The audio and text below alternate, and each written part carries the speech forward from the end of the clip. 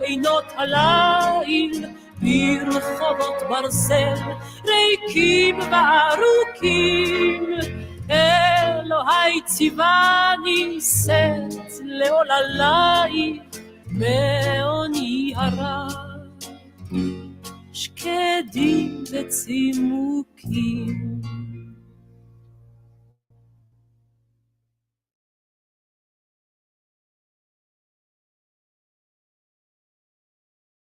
עוד יש מפרש לבן באופק מול ענן שחור כבד, כל שנבקש לו יהי. ואם בחלונות הערב אור נרות החג רועד, כל שנבקש לו יהי.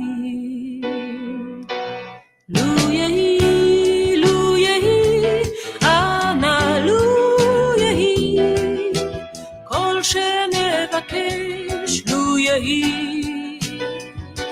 לו יהי, לו יהי, אנא לו יהי, כל שנבקש לו יהי. אם המבשר עומד בדלת, תן מילה טובה בפיו, כל שנבקש לו יהי. אם נפשך למות שואלת, מפריחה ומאסיף, כל שנבקש לו יהי. לו יהי, לו יהי, אנא לו יהי, כל שנבקש לו יהי. לו יהי, לו יהי, אנא לו יהי, כל שנבקש לו יהי. מה כל ענות אני שומע, כל שופר וכל תופים, כל שנבקש לו יהי.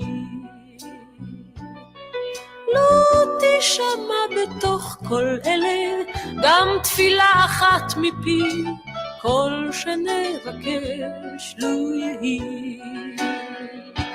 לו יהי, לו יהי, אנא לו יהי, כל שנבקש לו יהי.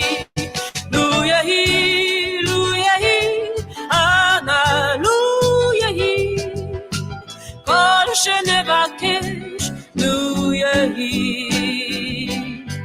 בתוך שכונה קטנה מוצלת, בית קט עם גג אדום, כל שנבקש לו יהי. זה סוף הקיץ, סוף הדרך, תן להם לשוב הלום, כל שנבקש לו יהי. לו יהי, לו יהי, אנא לו יהי, כל שנבקש לו יהי. לו יהי, לו יהי, אנא לו יהי, כל שנבקש לו יהי. לו יהי, לו יהי, אנא לו יהי, כל שנבקש לו יהי.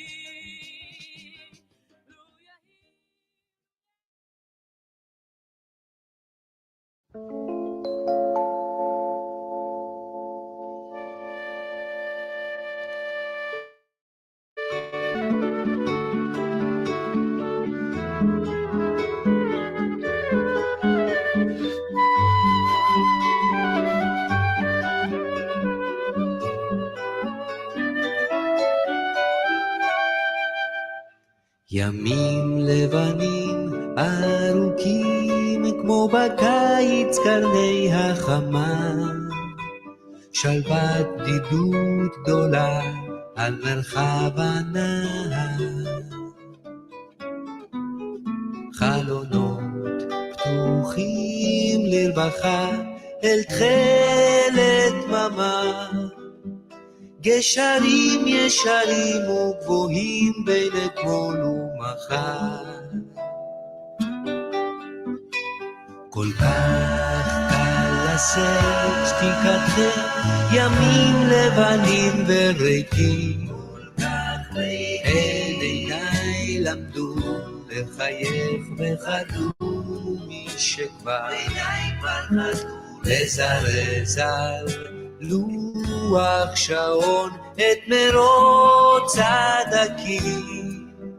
ישרים וגבוהים הקשרים בין אתמול ומחר. לבבי התרגל אל עצמו ומונה במתינות דפיקותיו, ולמתק הקצב עליו התבייס לבטל ונרגע. כתינוק מזמר שיר הסוף טרם סגור את עיניו, את האם עליה פסקה מזמר נרדמה.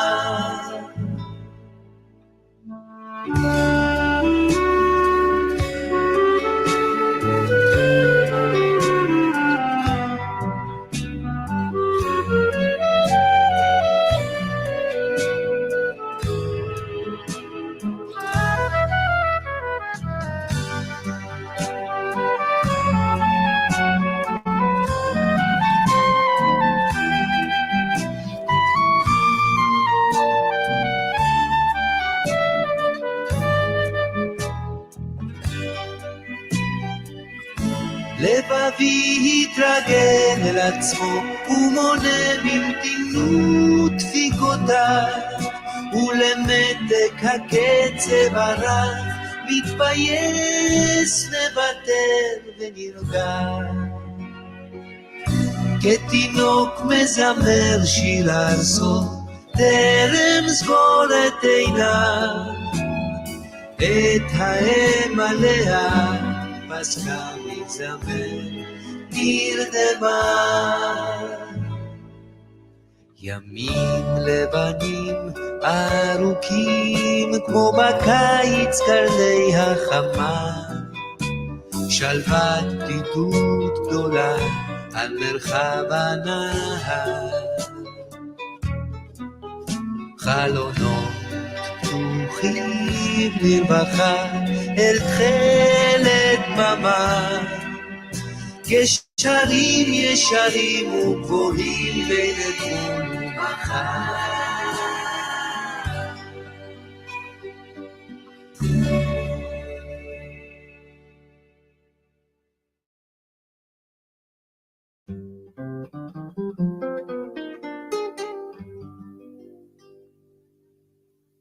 היו היה פנס בודד בקצה שכונה, והוא האיר את ילדותנו הקטנה,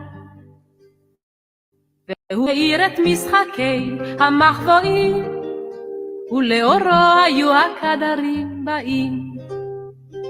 כשהשוטרים כמעט תפסו את הגנב, היה קולה של אמא רץ בתחנוניו, הביתה בוא לארוחה כבר מאוחר, כבר זמן לשכב לישון, צריך לקום מחר. רק עוד רגע אמא, רק עוד רגע קט, את תמיד הורסת כשכבר כמעט לא הספקנו לשחק מעט אפילו, אבל תחנוננו לא הועילו.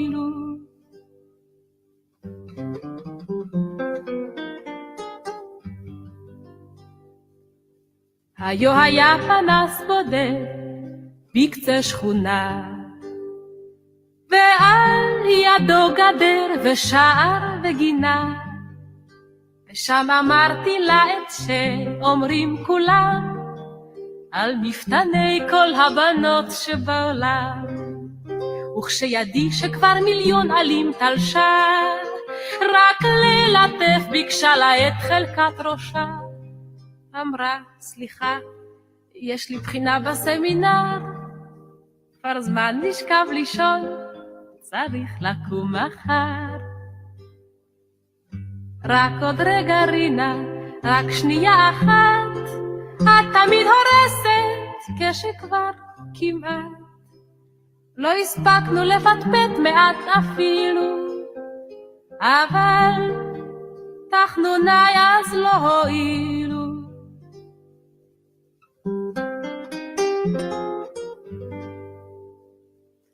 היה פנס בודד, חלפו שנים, ואור אחר עכשיו מאיר בשיכונים, והשכונות מצאו מקלט בפזמונים, אבל אותם קולות ברחוב ובגנים, וכשפספוס נשען בחוץ על אופניו, והחצר כולם לאה בשריקותיו, אני יוצא אל המרפסת וקורא, שמע ילד, לך הביתה, או אני יורד. רק עוד רגע ילד, רק עוד רגע.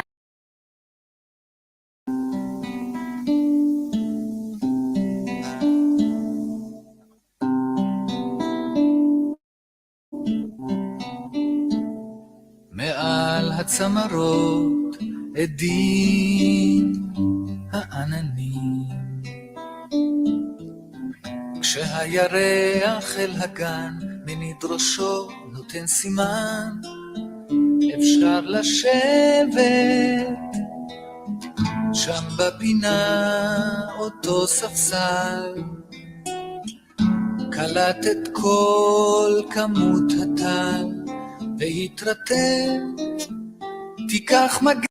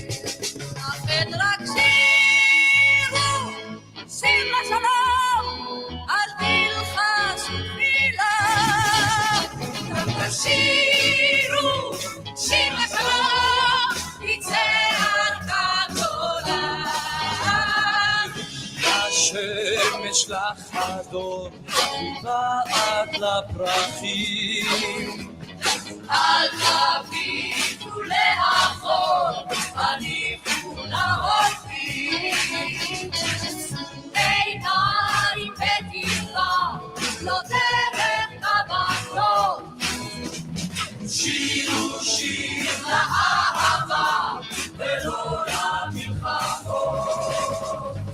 אל תגידו יום יבוא, אבינו את היום, כי לא חלום הוא בכל הכיכרות, הריעו רק שלום. לכן רק שירו, שיר השם,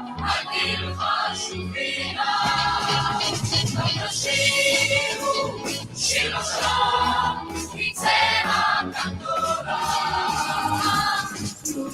לשבת לעלות לבקר להעיר שבקבילות אותנו לא תחזיר אל תגידו יום יבוא הביאו את היום ובכל הכיכרות הריעו רק שלום לכן רק שירו שיר השלום על ילחש ותפילה שירו שיר השלום יצא הקטורה שירו שיר השלום על ילחש ותפילה שיר השלום יצא הקטורה שירו שיר השלום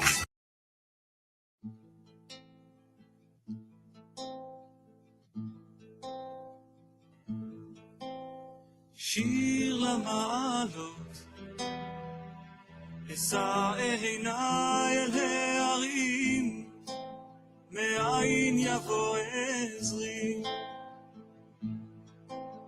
עזרי מעם השם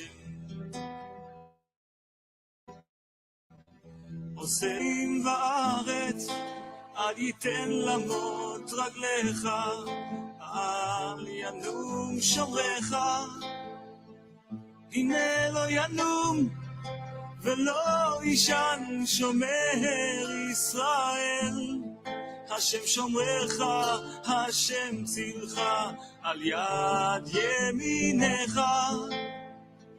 יומם השמש לא יככה, וירח בלילה. השם ישמורך מכל רע, ישמור את נפשך. השם ישמור צאתך ובואך, מעתה ועד עולם. שיר למעלות, אשא עיניי אל ההרים, מאין יבוא עזרי. עזרי מעם השם, עושה שמיים וארץ. אל ייתן למות רגליך, אל ינום שומרך. Okay, Shabbat Shalom everybody, and welcome to this week's World Alliance of Qara'im Torah study. I am Melech Ben Yaakov of the World Alliance of Qara'im. And this week we're going to be studying a Parshat Pinchas. It's a very interesting Parsha, action-packed Parsha. And we'll get right into it. So maybe first a couple of announcements. Let me turn down the music.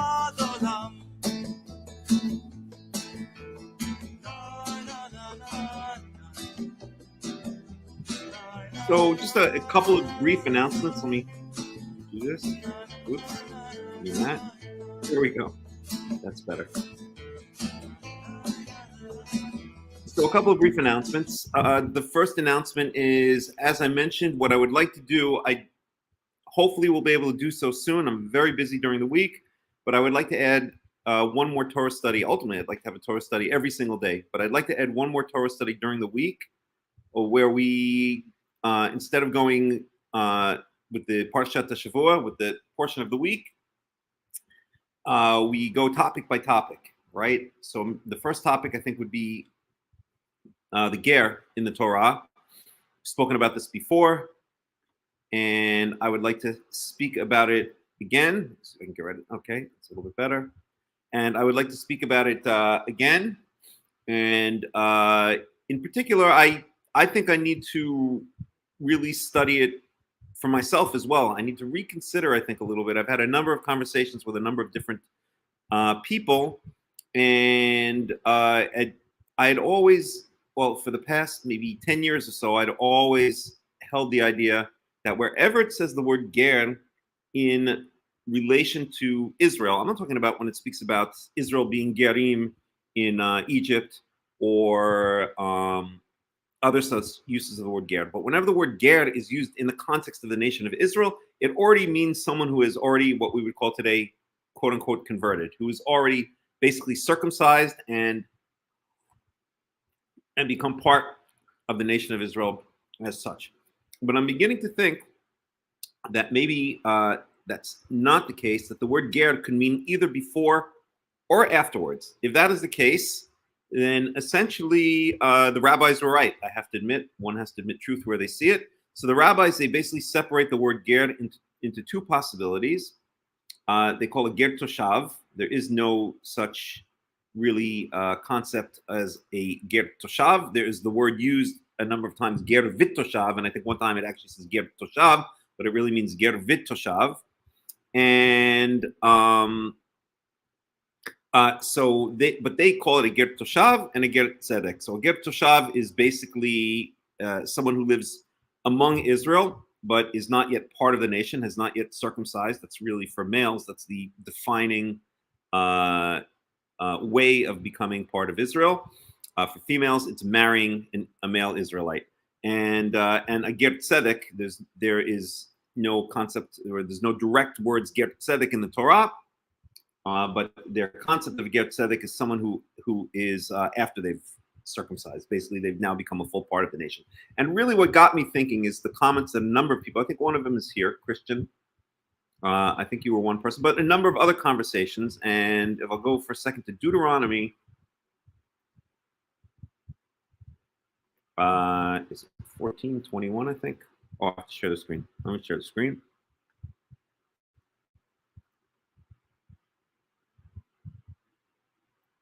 Present, share screen, window, Cleta, and off we go. Okay, so Deuteronomy 14:21.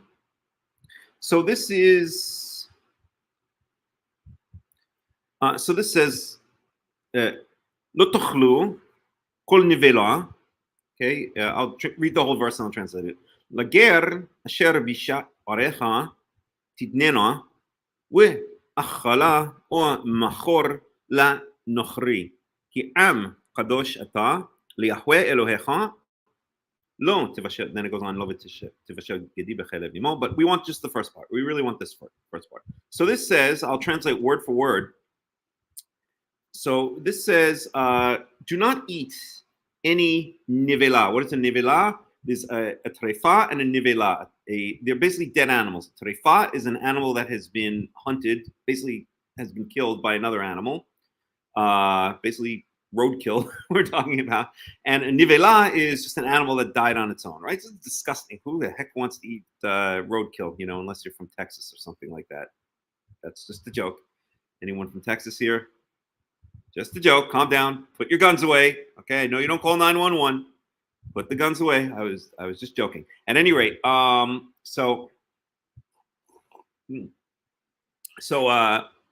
anything that died on its own. Nivela. Naval means like to waste away, to die.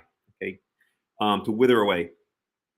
And then it says here. So this is speaking about a nivela. Nivela is an animal that died on its own. Okay. So then it says lager asher bisha. You shall give it to the ger who is in your gates, okay? And he shall eat it. So this ger that is in your gates shall eat it, okay? Now, let's go on. O machor lenochri, where is it? O machor lenochri, or sell it to the foreigner. Basically, a foreigner is someone who maybe is passing through, or you're trading with another nation, like the Chinese. They'll eat pretty much anything. Sorry if there are any Chinese. Now I've insulted Texans and Chinese. Okay, now I've turned. Let's see. Texas has a population of like, I don't know, 50 million. No, it couldn't be that much. 20 million, 25 million. China has a population of 1 billion. So now I've insulted 1 billion and 25 million people. Okay, ki am kadosh ata, because you are holy people. You are holy people, Yahweh Elohecha, to Yahweh your God. Okay, so the key phrase is here that you shall take this nevelah, this animal that died on its own, and you should give it to the ger that lives in your gates. Okay, so what is this ger that lives in your gates? Now, I'm not saying I've completely changed my mind here, but I really do think I need to reconsider it. Okay, and the ger, I've always been against the rabbinical idea of ger meaning two different things, either what the rabbis would call a ger toshav. That would be basically someone who lives permanently with you, but who has not circumcised, who is not yet circumcised, who is not quote unquote converted, and what the rabbis call the ger tzedek, and that would be a ger who has already circumcised / converted. Okay, and what the rabbis say here is that this is applying to the ger toshav. Okay, this is applying to the ger, someone who lives permanently among you. B'sha'arecha means in your gates. It literally means in your gates, the gate of the city. It means in your cities, but it's a euphemism, or it's a phrase that means among you, okay, permanently. And so the rabbis would say that this applies to a ger toshav, someone who's not yet circumcised / converted, and not to a ger tzedek, someone who has circumcised / converted. And I've always been against this idea that the word ger can mean these two different things, because I felt the rabbis just made it up, willy-nilly. They took it out of nowhere. And I felt they had an agenda, and their agenda is kind of an open borders agenda.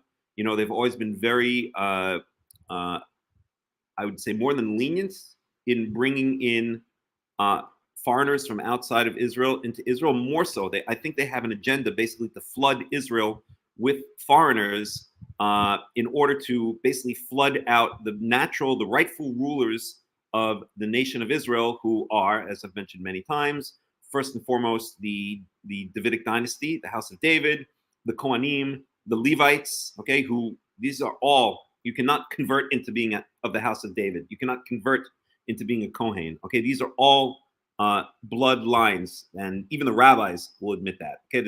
The rabbis will never say that that someone from a different clan or someone from outside the nation can basically convert to being from the House of David, okay? The House of David is an actual patrilineal bloodline, and you also have the prophets, you have the judges, you have the heads of the tribes, the heads of the clans, of the fathers' houses and the families, as it says. So you have all of these basic leadership roles, and the rabbis we know are usurpers. They basically started up their own movement, what I like to call their own religion. I always like to say that the rabbis were the first reform, the first movement of Reform Judaism. They were the first Reform Jews because they reformed the Torah, and they basically tried to usurp the traditional, not only the traditional, the Torah ordained structure or hierarchy and ruling structure of the nation of Israel. In other words, the people who were supposed to be in charge of the nation, they tried to overthrow, they tried to usurp them, and they took over from them. And part of this agenda is to reduce the role of all of these various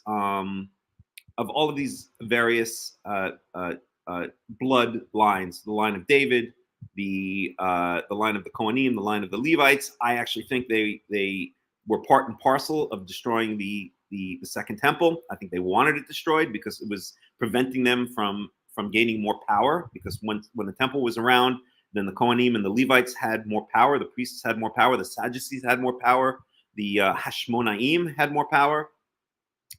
And so they had an agenda. And so that was my initial thought many years ago as to why they would say that when it says a ger here, it's not referring to what they call a ger tzedek, or what we would just call, someone who is circumcised, converted, but they invented a new brand of ger called the ger toshav, which is someone who had not yet circumcised / converted. And I felt that this was part of their agenda, and so I rejected it. And I said, no, whenever it says the word ger with the context of the nation of Israel, again, I'm not talking about when it says that Israel was gerim in the land of in Egypt, who were sojourners in the land of Egypt. I'm talking about specifically in the Torah legal conception of speaking about a ger within Israel, that it always referred to, that the word ger always referred to someone who was post-circumcision, who was post-conversion, and therefore that this law here which says that the nevela,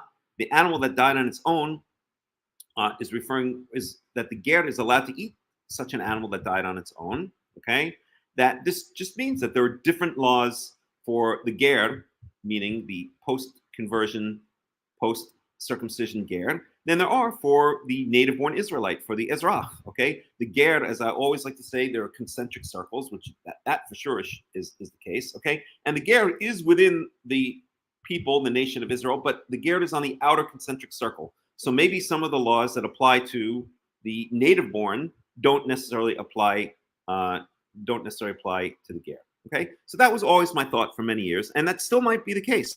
I'm not saying at this point that I completely.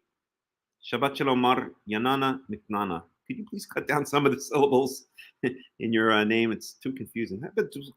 How about just Marnana or something like that, or Yana Miknana? It's too Mar Yanana Mar Ya. Hold on, Mar 1 2 Mar Ya Na Mikna. That's 7 syllables, girl. It's a lot of syllables. It's a damn lot of syllables you got there. All right, just joking. Okay, so so where was I before I so rudely interrupted myself? What was I saying? Yes, that there are just certain laws that don't apply to the ger, and it's clearly the case. There are certain laws that apply to the ger, or that certain laws are different for the ger, the convert, and the ezrach, the native-born or the bloodline Israelite. And it's clear that that is the case. It's 100% clear that is the case, right? I could show you some laws that apply specifically to gerim, or that gerim are among the people that the laws apply to. For instance, pe'ah, as I pointed out. Let's see, that's Leviticus 19, Leviticus 19, I think. One second. There's Amin Mishpat. Shane, keep the decrees. Where is it? Ezrach Mikem, Yel Lechem Ager, Ager, okay. 1 second. Now I have to find it. Somewhere in here. 1 second. Here. 19:9. Okay, so this says, whoa. Okay, this is Leviticus chapter 19, verse 9.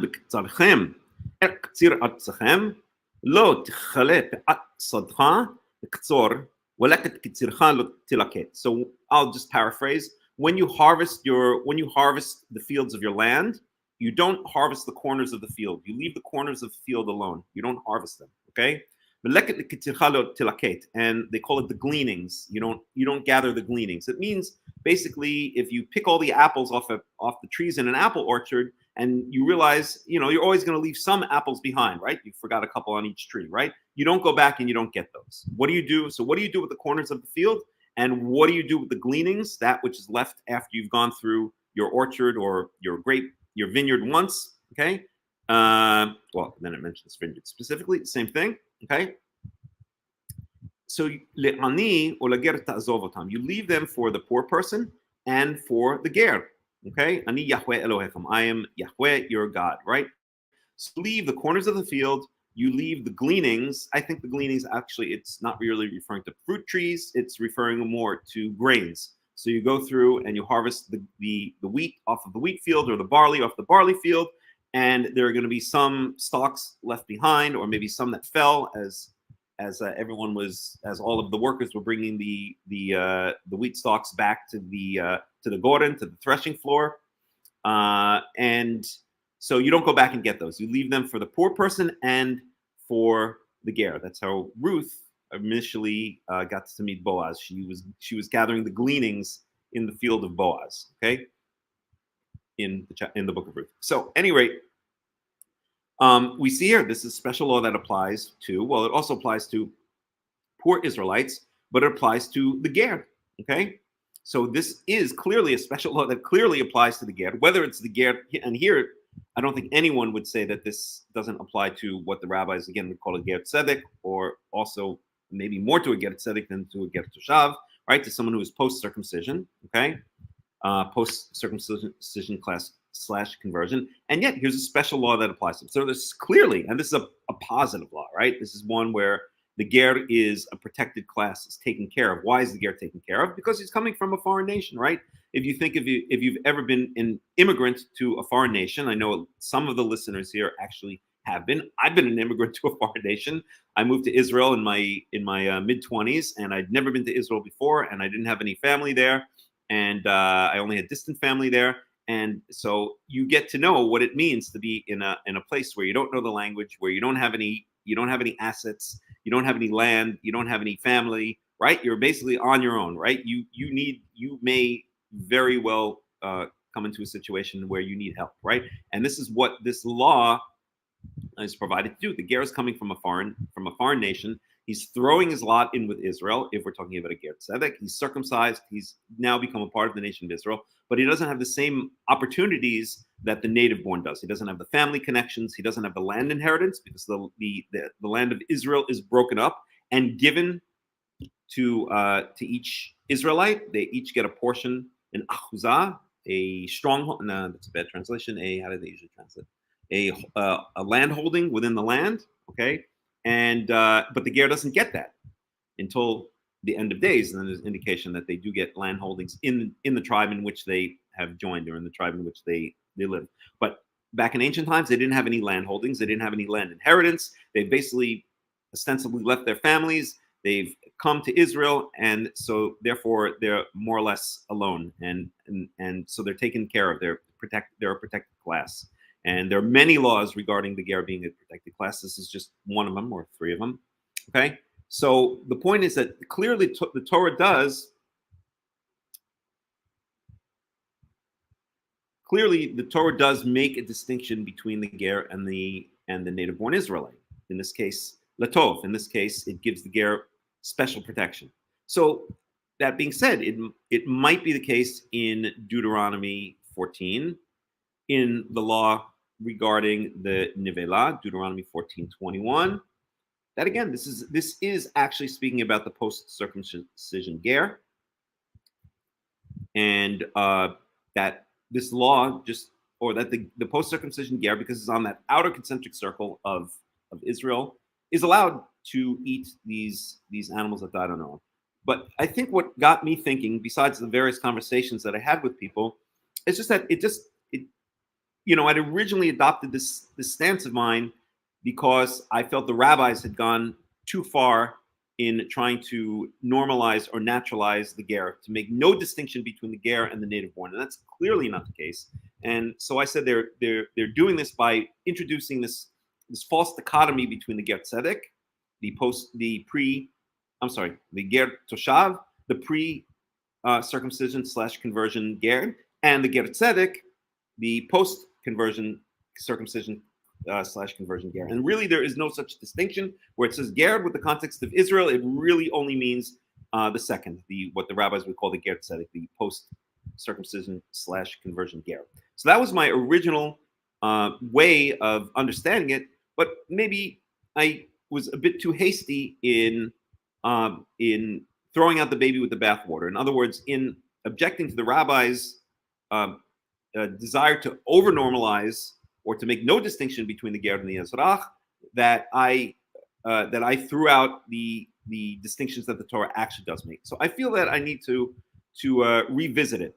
And again, what really got me thinking, besides the conversations I had with a number of people, was the fact it just doesn't make sense. If someone is already circumcised and someone is part of the nation of Israel, then how is it that they would be able to eat nivela? How would they be able to eat a dead animal, right? It even says here, Ki am kadoshata liYahweh, because you are a holy people to Yahweh. And we know that the post-circumcision ger is a part of the nation of Israel, is a part of the Am, is a part of the Eidah, is a part of the congregation of Israel. So something just doesn't make sense here, right? And then someone pointed me also to, where was it? It was Leviticus. I have to remember where. 1 second. It must be Leviticus 11. I don't remember now. But anyway, I won't go into it anymore. The point being that I feel it's an issue that I need to re-examine, to be more objective about it, and to restudy it from beginning to end. And maybe I'll come to the same conclusion that I had before, or maybe I won't. I'm not going to stand. I don't like to stand on pride. I don't like to say, oh, this is what I believed in the past, so I have to hold to it. I'm constantly trying to update and, well, not trying to update, but I'm constantly open to updating my views when I feel that they're incorrect, and admitting that I was wrong, or that I didn't yet see something that maybe later on I'd be able to see, and that's what I like to do. I don't like to hold on to views to out of pride, or out of pretending that that I know it all, because I don't pretend to know all of the Torah. I pretend to learn it every single day as best I can, like everyone else. So that is the story. And to unravel, the reason I brought this up is this is one of the motivations for wanting to add another Torah study during the week, where we can tackle the Torah topic by topic, rather than Parshat Shavua by Parshat Shavua, rather than weekly portion by weekly portion. It just basically allows us another way, or another kind of entry point into examining, or another cross section of the Torah. So that being said, I hope I'll have the time to do it. I'm very, very, very busy these days. As I mentioned, I unfortunately have a day job, which I have to work. I do software development, and this couple of weeks has been extremely busy. So it's kind of, I don't think I'll have time in the next couple of weeks, but hopefully I'll be able to work it out. All right, let's read some of the comments here. But if Ger is living in Israel, he can't be a Ger. So it is written about someone who's there maybe shortly. No, that's for sure is not true. That for sure is not true. A Ger is that for sure, Christian, is not the case. The Ger is clearly someone who is living in Israel, who comes from a foreign nation, and who has, again, the question here is, does the word Ger in the context of Israel refer to someone who is only post-circumcision, or does it refer to someone who's living permanently in Israel, and then it can refer to either someone who's pre-circumcision or someone who's post-circumcision, depending on the context. The thing with the Torah and the thing with biblical Hebrew is it's very contextual. Words can mean many different things depending on their context. We see this all the time in the Torah, and it leads to a lot of misunderstandings. It leads to a lot of misinterpretations, because it's not always clear how the context is determining or is defining the word. But that is the case in biblical Hebrew. You can have the same word in various different contexts, and it can mean different things. Not completely different things, but different shades. It can have different shades of meaning. Okay, so that being said, and by the way, there are other words as well besides ger. Okay, so we don't only have a ger. I'll type them in here. We have a ger. Type in the comments. Here we go. We have ger, and I'll tell you what my definition is of each one. We have ger. We have toshav.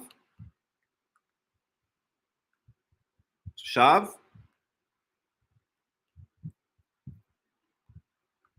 Toshav. We have something called a sachir.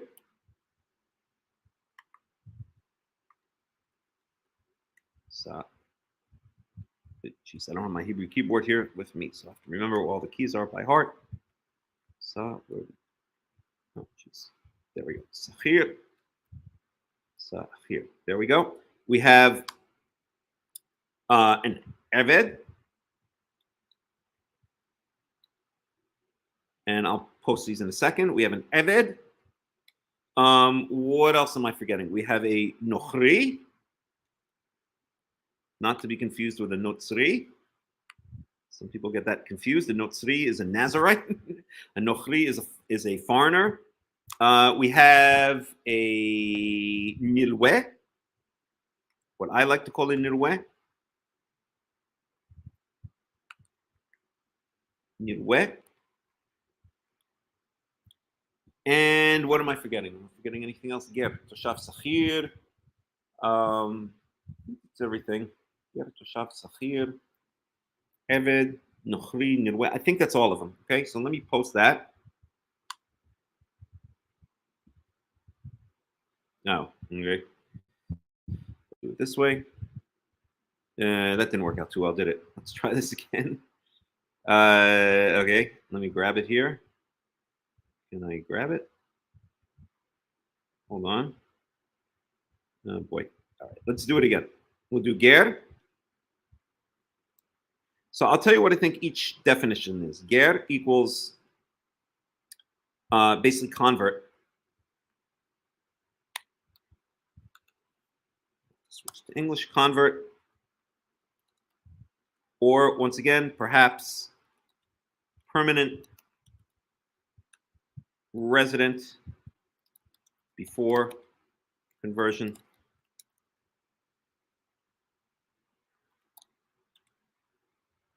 Depending on context.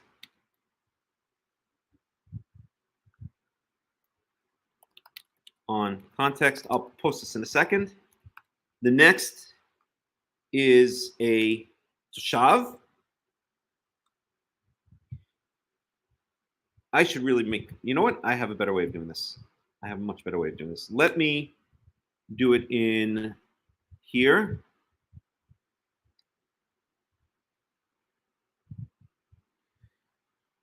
And let's make a new sheet. So we'll say, I don't know, we can call this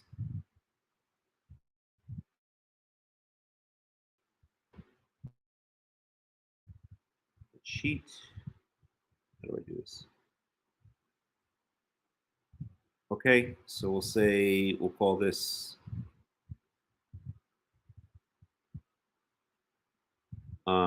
rename status, or no, I don't know what to call it. Ger, Shav, etc. That'll make it very clear. Okay, so we have here, so this will be called Ger, or so we'll call it here, we can call it status in Israel, or definitions of, let's call it people, definition of relationship to Israel. I don't know, it's bad, but whatever. So I'll fix it up later, but just to start it off. So we don't need verse, so we need Hebrew word and English translation. English translation. And then we need comments.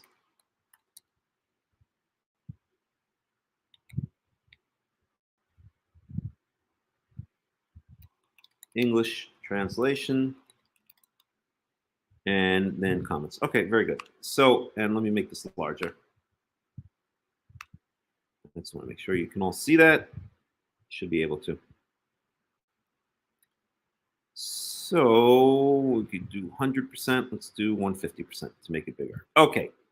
All right, good enough. So the first Hebrew word is a ger.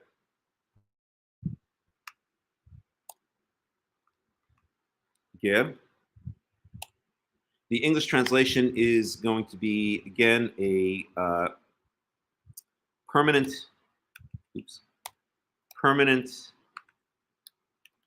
resident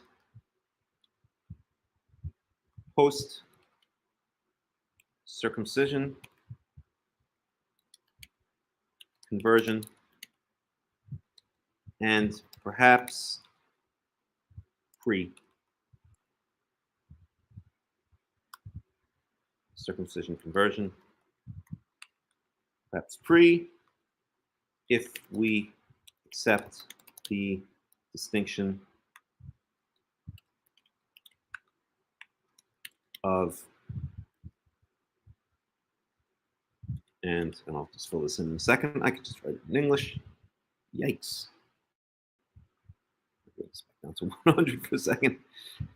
Let's try this again. Okay. comments. Let's make it 125. Let's make this like this. Format, wrapping, wrap. Okay. So if one accepts the distinction of ger shav and capitalize this ger toshav and ger tzedek, and I put that in quotes because that's the rabbis what they call it. We don't. It's not words. It's not actual Torah words. Okay, so that's a ger. Okay.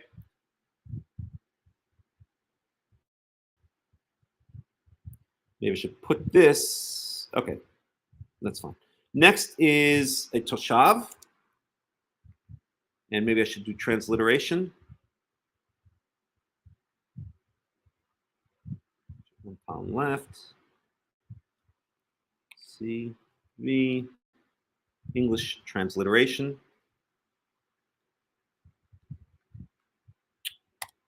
Oh, got me a little bit crazy. Okay, let's try that again. We're in Hebrew. Go back to English. English transliteration.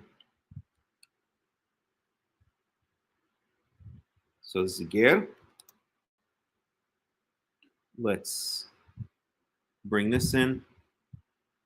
Let's bring this in. Let's bring this in. Okay, that's fine. So the next one is going to be a toshav. Toshav.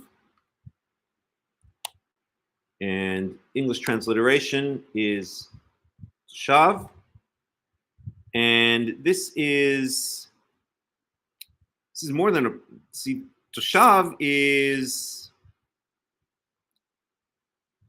a toshav is a, how do I want to say it? Really, a toshav is a permanent resident. So let's say, I don't even know how to put it. All right, we'll just put, all right, I'll have to think about how to do it. I'm going to say permanent resident for now. Permanent. Hold.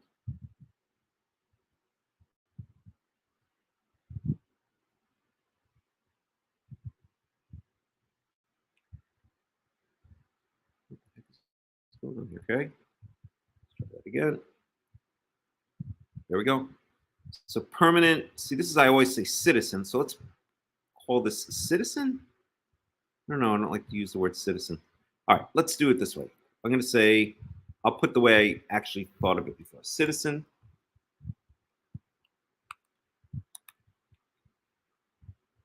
Post-circumcision conversion.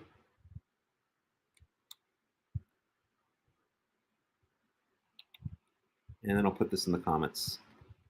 Okay. And perhaps pre, if we accept the distinction. Okay, fine. Toshav and ger tzedek. Bring this back.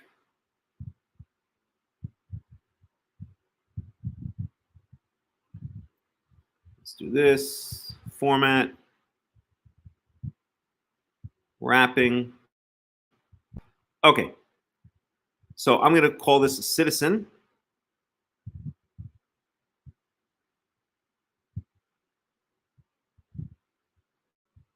And let me actually do it this way. Citizen.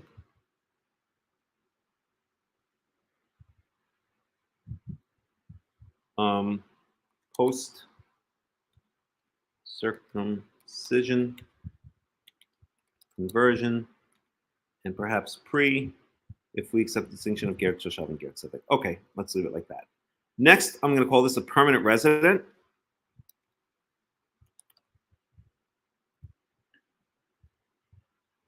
You guys are with me so far?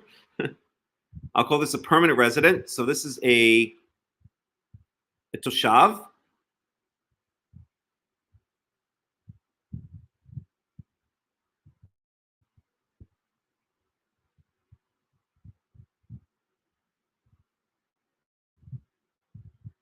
So that's a permanent resident. We'll just leave it at that. The next is a sahir. Sahir.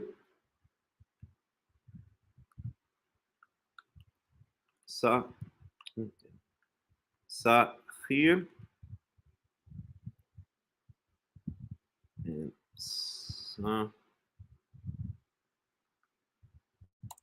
Sahir. And this is what I like to call someone on a work visa. I call it a seasonal worker. Seasonal worker. The next is a nilwe.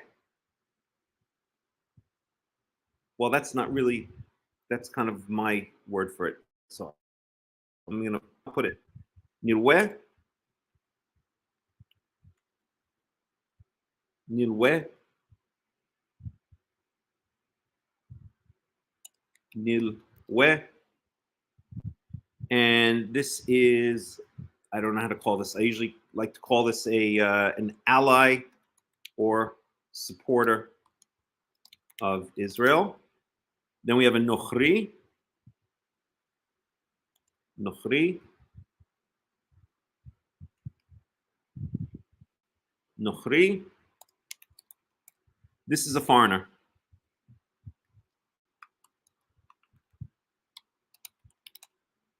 Okay, someone with no connection to Israel. Then we also have Eved. So as I mentioned previously, I think in last week's Parsha, an Eved, which is a slave, part of Israel, because they're a permanent part of an Israelite household. They've either been purchased at a slave market, like Yosef was. Well, he was pulled out of a hole and then sold into slavery. I guess ultimately he was purchased as a slave by Potiphar at a slave market in Egypt, or captured in war. Okay, so that's an Eved. That's a slave. Then we have two others. No, we have one other that I forgot, which is an Ezrach. Ezrach.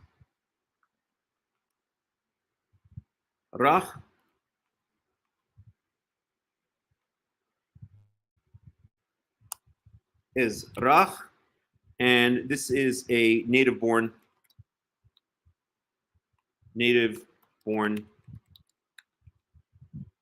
Israelite. So let's add two more columns here. The first column I'd like to add is left. No, we'll add one more column. So the first column I'd like to add is what I would call, I don't know, type of visa. Because I always like to compare it, okay? So this is someone who has citizenship, okay? So I don't know. There's no, in the United States, we don't have a card for someone who has citizenship. So I don't know how to put it. It's just a citizen. I'll just put a citizen or citizenship. A toshav is someone who's I'll just put, what I want to do is I'll just leave that. A green card holder, someone who's has a green card holder. I'll just put green card. Why the heck is doing all of this? Let's make all of 10. Make this 18. Okay, a seasonal worker. This is someone who is here on a work or B2. I think they call it a B2 visa. Is it? U.S. work visa. Is it a B1 or a B2? B1. Temporary business visa. EB2. We'll just call it a B1. Or what is a B2? U.S. B2 visa. Visitor visa. One sec.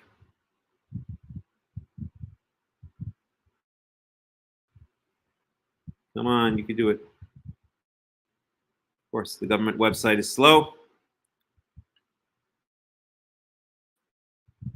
visitor visa, business, tourism. So it's a B1, a business visa, right? Consult with business, attend a scientific education. No, it's not. I don't know. What the heck is it called? Work visa? Consult with business, attend a scientific, settle in a state, negotiate a contract. Tourism, B2, vacation. So what the heck is a work visa? U.S. work visa types. Work visa types. H-1B, H-2A, I don't know. I'm confused. I'll just call it a work visa. Okay, someone who's here on a work visa. Inouye is a foreigner. Okay, basically, I don't know. What would be an example? Someone lives in Saudi Arabia who loves the United States of America or something like that. Or someone who lives in Iran who loves the United States of America. Okay, so I don't even know how to put that. I'll just leave it blank. A foreigner, I think it's pretty clear. A slave actually would really go right below ger. Because that's the permanency that a slave has in Israel. They basically have citizenship, or they're, I will say, permanent part of household. Type of visa, I don't know. I don't even know what to put there. A nochri has none. None. Nuez none. A nochri has none. And the ezrach really goes on top.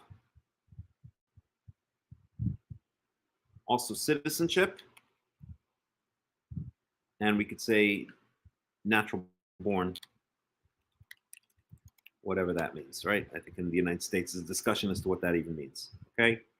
So this is, I'll put comments here. An Ezrach is a bloodline or a patrilineal bloodline Israelite. Patrilineal bloodline Israelite, meaning, okay, he or she, I'll just leave it as he can trace his patrilineal, his male ancestry directly back to Jacob, to Yaakov. Okay, that's my understanding of what an Ezrach is. A ger is a post-circumcision or conversion foreigner.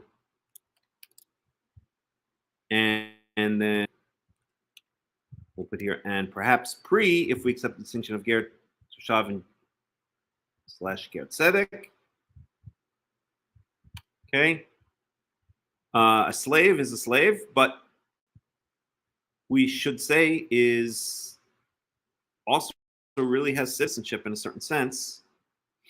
I don't know if I should really put citizenship because it's not really a citizen. It's kind of like a permanent member of an Israelite household and therefore treated in many ways like the ger. Okay, a toshav is a permanent resident or a green card holder. This would be, again, this is, I guess it speaks for itself, right? It's someone who lives, they even have this in the modern state of Israel. You can actually, instead of getting citizenship, instead of becoming a citizen of Israel, you can become a permanent resident. It's the same word, right? So toshav is a permanent resident, okay? Someone who is not a citizen, but lives more or less, let's say, permanently in Israel, in Israel, just as we have today, in the modern state of Israel. Okay, a seasonal worker. This is a sachir. Again, so this is someone who would come on a work visa. Okay, let's say someone who comes to work in Israel during harvest season, for instance. So you could think of like a Mexican who picks grapes in California, you know, during grape harvesting season or something like that.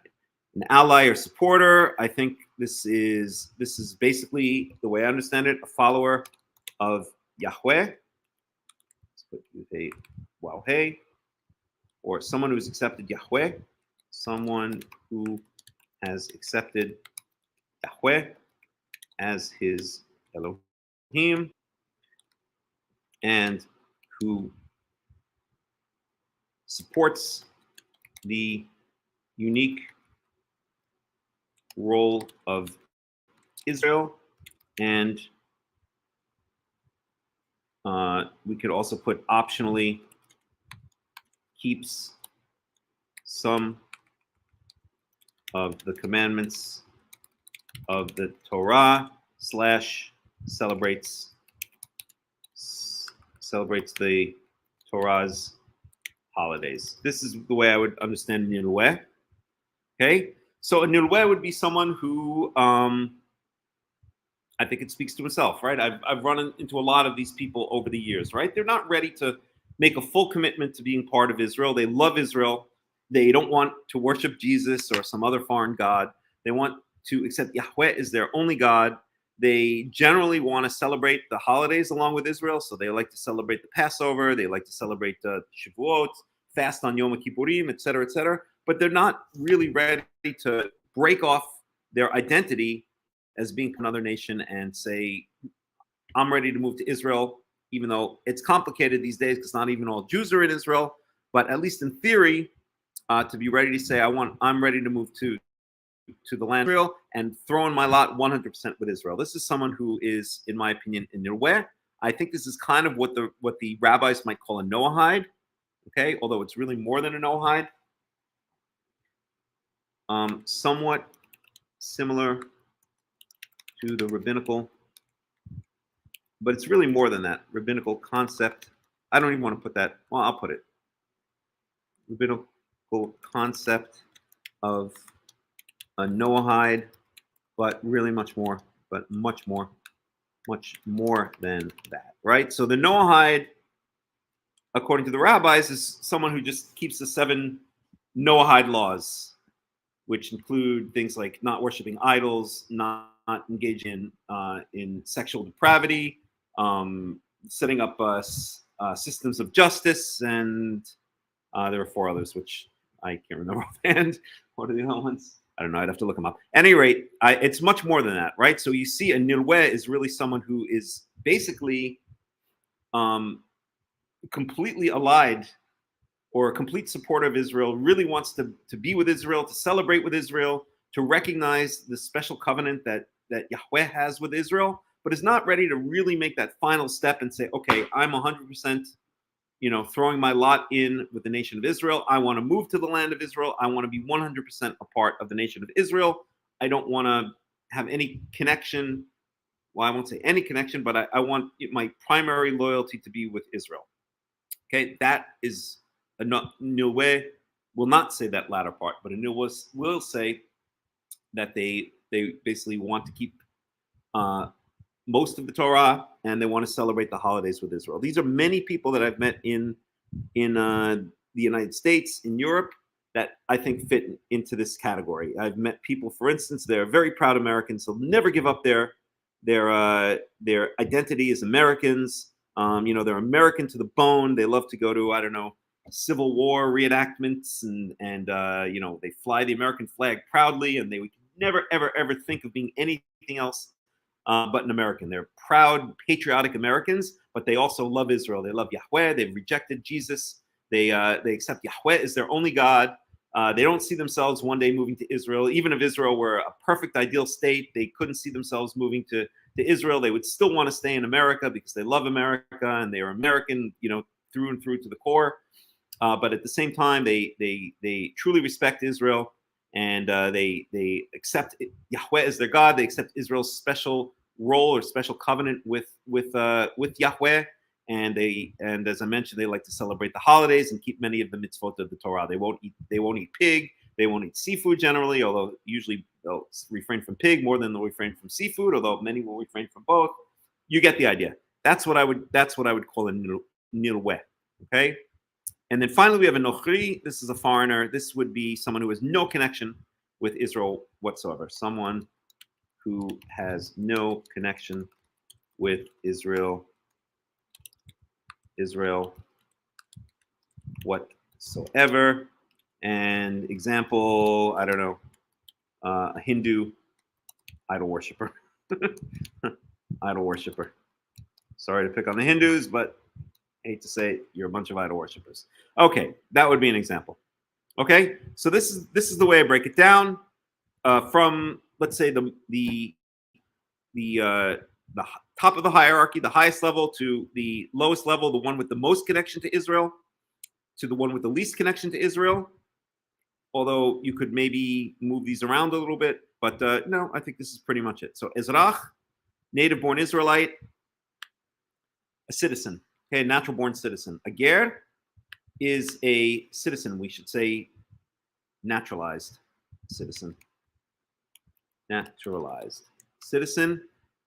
An eved is a slave. That also is, I hesitate to say citizen, but we'll say, I don't know what to put here, honestly. We could say naturalized slave. I don't know what to put here. I'm going to leave it blank. A toshav is a permanent resident, a green card holder. A sechir is a seasonal worker, someone who has a work visa and comes to work part of the year, or maybe stays for a year and goes back home. A nilweh is an outside ally or supporter of Israel. And then nochri is someone who has no connection to Israel whatsoever. Okay, so that's the way I break it down. And then the only other comment I'll say is, does the ger, over here, ger, under comments, post-circumcision conversion foreigner, and perhaps pre, if we accept the distinction of ger toshav and ger tzedek. So is it someone who's a pre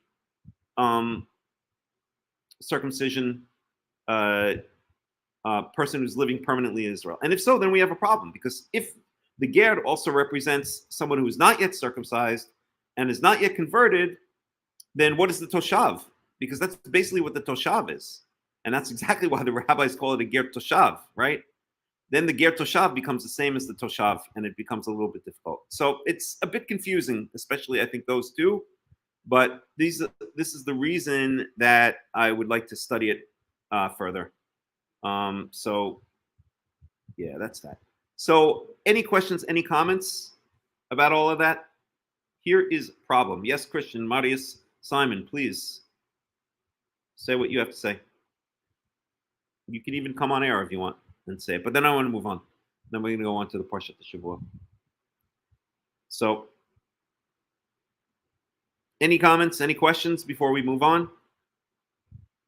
Oh my God, I got to plug in the computer. How did that happen so quickly? Okay, so that's the way I see it.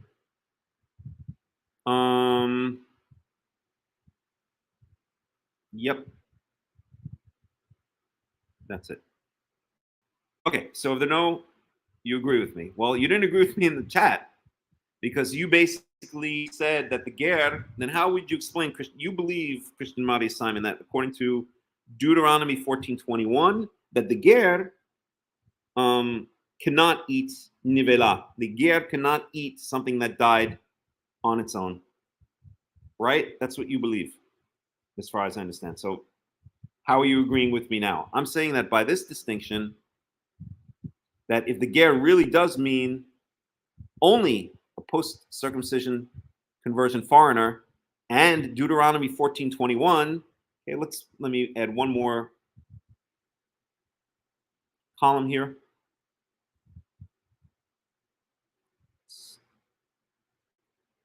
Let's see how we can do this. English trans.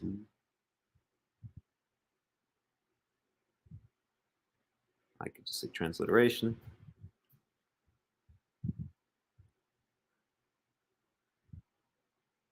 Hebrew. I don't need the word. Shorten this up a little bit so we can fit another column in there. Hebrew. Hebrew. Okay, translation.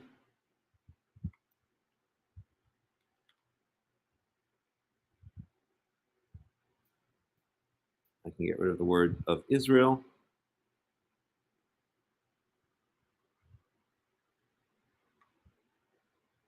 Supports the unique role of Israel from the outside,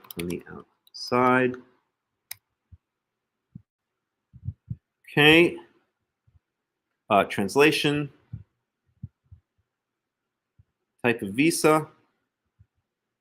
Comments. And then we could add one more column here, which is going to be relevant verses. Relevant verses. And so here, for the ger, we want to say Deuteronomy 14:21, and that's going to be Nevela.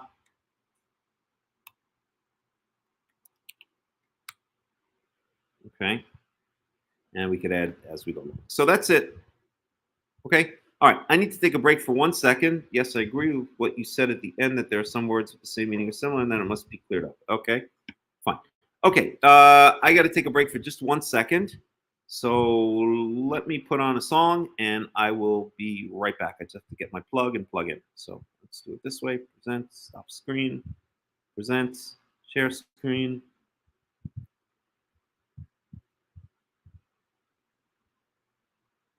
Battery, Malot, my mix. Give thanks to the Lord. Okay, we'll do this mix. Good enough. Na na na na na na na na na na na na na na Nay nay na nay nay nay na na nay na na nay nay nay na na na nay nay nay na na na nay nay nay na nay nay nay na na nay Hashem Melech Hashem Malach Hashem Yimloch Leolam Va'ed Hashem Melech Hashem Malach Hashem Yimloch Leolam Va'ed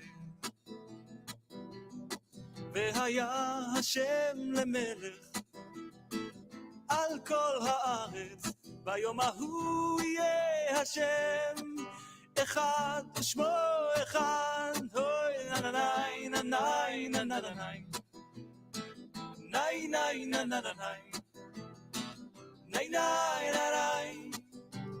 נאי נאי נאי השם מלך השם מלך השם ימלוך לעולם ועד השם מלך השם מלך השם ימלוך לעולם ועד והיה השם למלך על כל הארץ היום ההוא יהיה השם אחד ושמו אחד הוי והיה השם למלך על כל הארץ ביום ההוא יהיה השם אחד ושמו אחד אוי ננאי ננאי ננאי נאי נאי ננאי נאי נאי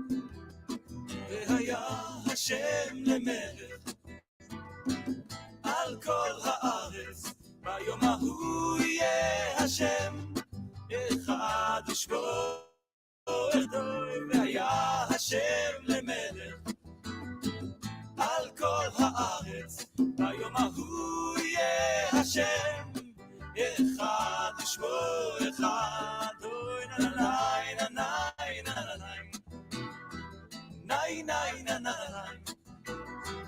נאי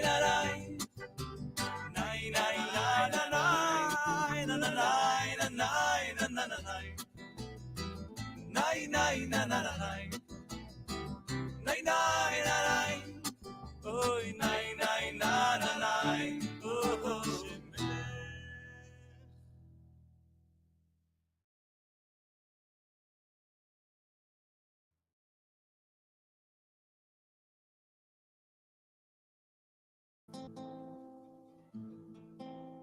שיר למעלות,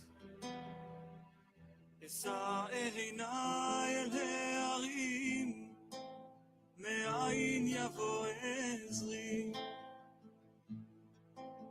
עזרי מעם השם, עושה שמיים וארץ. אל ייתן למות רגליך, אל ינום שומרך, הנה לא ינום ולא ישן שומר ישראל. השם שומרך, השם צילך, על יד ימינך. יומם השמש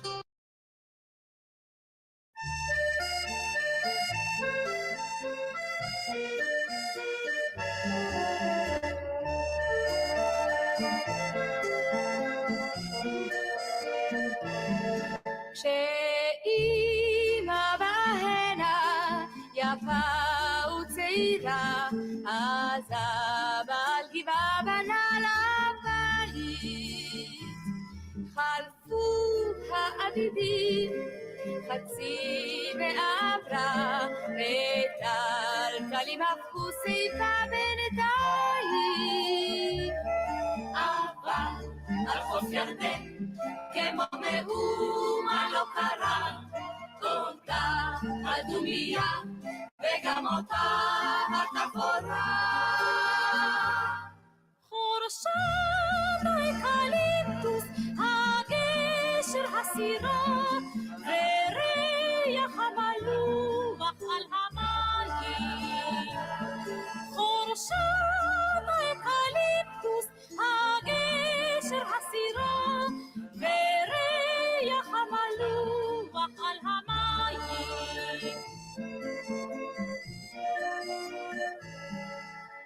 בשביל הנה יורדת ענת התינוקות, הם בירדן ישכשכו רגליים. גדלו הילדים וכבר למדו לשחות, ובני הנעורים חוקרים בשניים. אבל על חוף ירדן כמו מאומה לא קרה, אותה הדומיה וגם אותה התפאורה.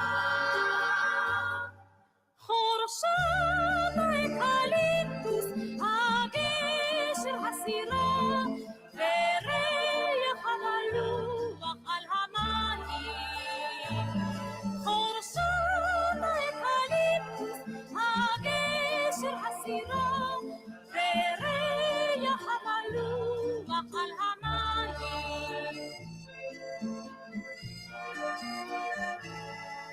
מעבר לירדן הרמו התותחים, והשלום חזר בסוף הקיץ.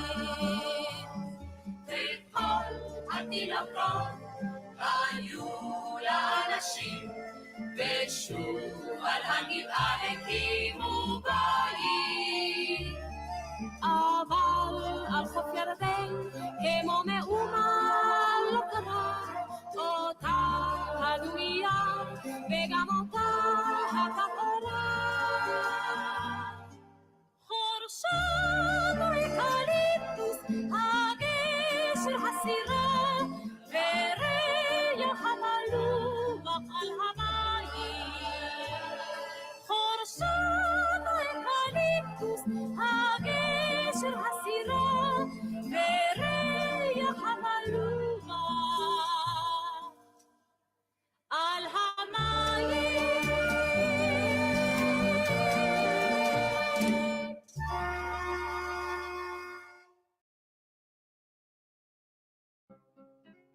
אוויר הרים צלול כיין, וריח אורנים, נישא ברוח הערביים עם כל פעמונים. ובתרדמת אילן ואבן, שבויה בחלומה, העיר אשר בדד יושבת ובליבה חומה. ירושלים של זהב ושל נחושת ושל אור, עלו לכל שירייך אני כינור. ירושלים של זהב ושל נחושת ושל אור, עלו לכל שירייך אני כינור. איך יבשו בונות המים, כיכר השוק ריקה, ואין פוקדת הר הבית בעיר העתיקה. ובמערות אשר בסלע מהלילות רוחות, ואין יורד אל ים המלח בדרך יריחו. ירושלים של זהב ושל נחושת ושל אור, עלו לכל שירייך אני כינור. ירושלים של זהב ושל נחושת ושל אור, עלו לכל שירייך אני כינור.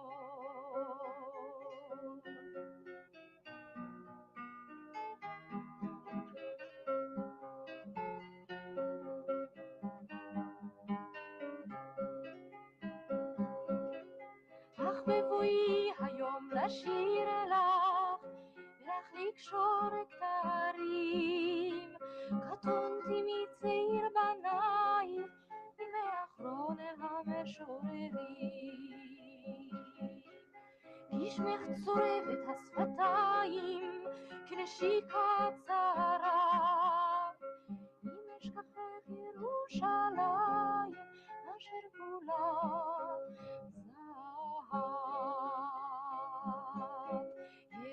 ירושלים של זהב ושל נחושת ושל אור, עלו לכל שירייך אני כינור. ירושלים של זהב ושל נחושת ושל אור, עלו לכל שירייך אני כינור.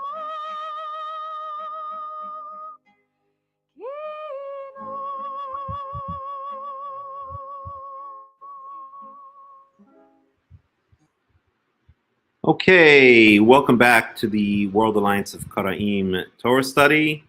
I am Melech Ben Yaakov of the World Alliance of Qara'im, and let's continue. So I think we should get now into the Parshat Shavua. So let me share the screen. And so we're in Numbers chapter 25.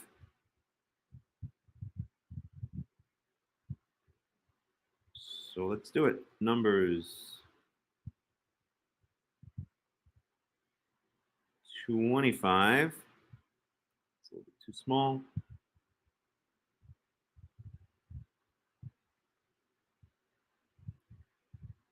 Even bigger.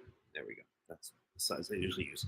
So we're Numbers chapter 25. And, well, the thing is, last week, we completely bypassed the Bilam and Balak story.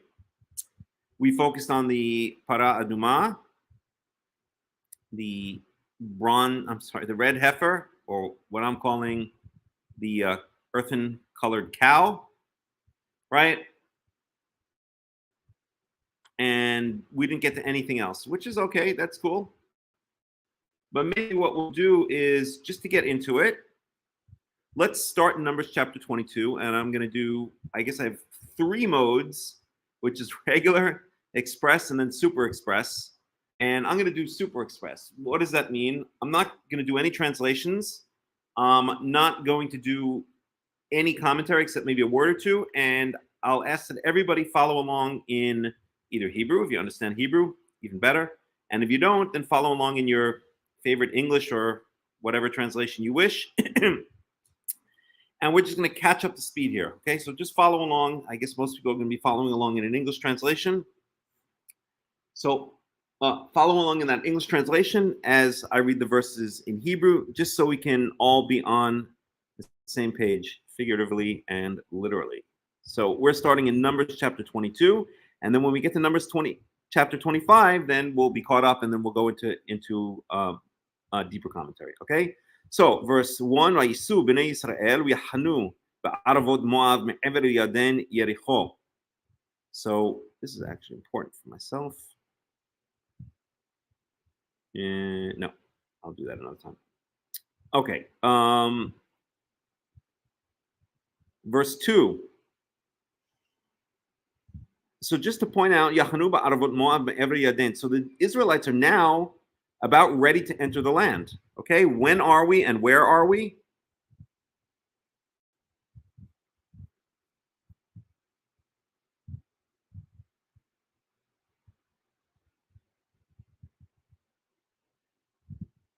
One second.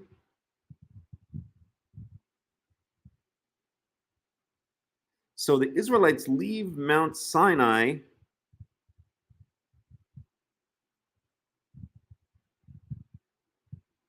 Let's find that.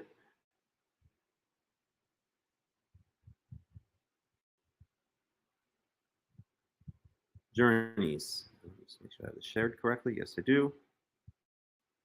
The Israelites leave Mount Sinai in Numbers 10. We're now in Numbers 21.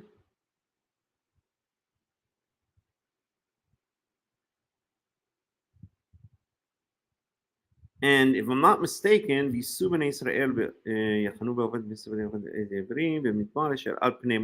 second.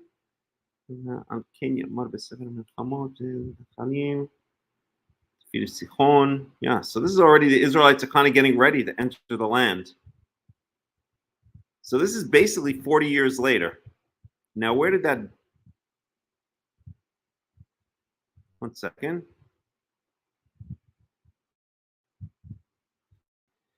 Well, we have the death of Ashes of the Red Heifer. All right, this is not the time and the place to do this because we'll just get bogged down. But if I'm not mistaken, I wanted to find the place where the 40 years passed. But we see here Miriam dies in Numbers 20. Aaron dies in Numbers 20. Okay? So we're already talking about the 40 years in the desert is pretty much past. The Israelites are now getting ready to enter the land. And I wanted to find the exact place, the exact timing and the place movements, but it's not the time right now. The point is that this is now, if I'm not mistaken, 40 years later. This is now when the Israelites are pretty much ready to enter the land of Israel, okay? So we're in verse 2. Verse 2, Wayar Balak ben Sipor et kol asher asa Yisrael le'emori, to the Amorites. Who is he talking about? He's talking about Sichon and Og, the two giant kings that are mentioned in the previous parsha. Verse 3, Wa yagar Moab mitnei ha'am me'od ki rav hu Oyakatz Moab mitnei bnei Israel. Verse 4, follow along in your favorite translation. Wa yomer Moab El ziknei Midian ata ye la hachu. Sorry, I read that wrong. Ye la hachu קהל, את כל סביבותינו, כלחוך השור את ירק השדה, ובלק בן ציפור מלך למואב בעת ההיא. This is a beautiful statement. I love this. So Moab, so now the Israelites, they've destroyed Sichon and Og. They've hit the Amorites. It looks like they're, poisoning themselves to enter the land. And so Moab goes to the elders of Midian, right? So now the surrounding nations are like taking notice, Israel's becoming a problem around here, okay? And they said, now, behold, this people, this congregation is going to lick up their surroundings just as the bull licks up the grass, or the ox, licks up the grass or licks up the vegetation, right? So that it's a beautiful analogy. Okay, Ubalak ben Tzipor melech leMoav b'eit hahi, verse 5. וישלח מלאכים אל בלעם בן באור פתורה אשר על הנהר ארץ בני עמו לקרוא לו לאמור הנה עם יצא ממצרים הנה כיסה את עין הארץ והוא ישב ממולי. So now the Moabites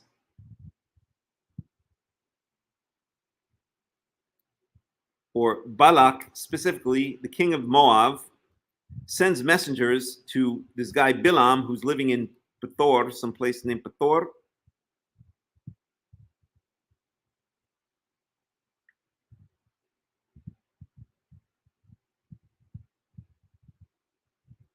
Western bank of the upper Euphrates, according to the BDB.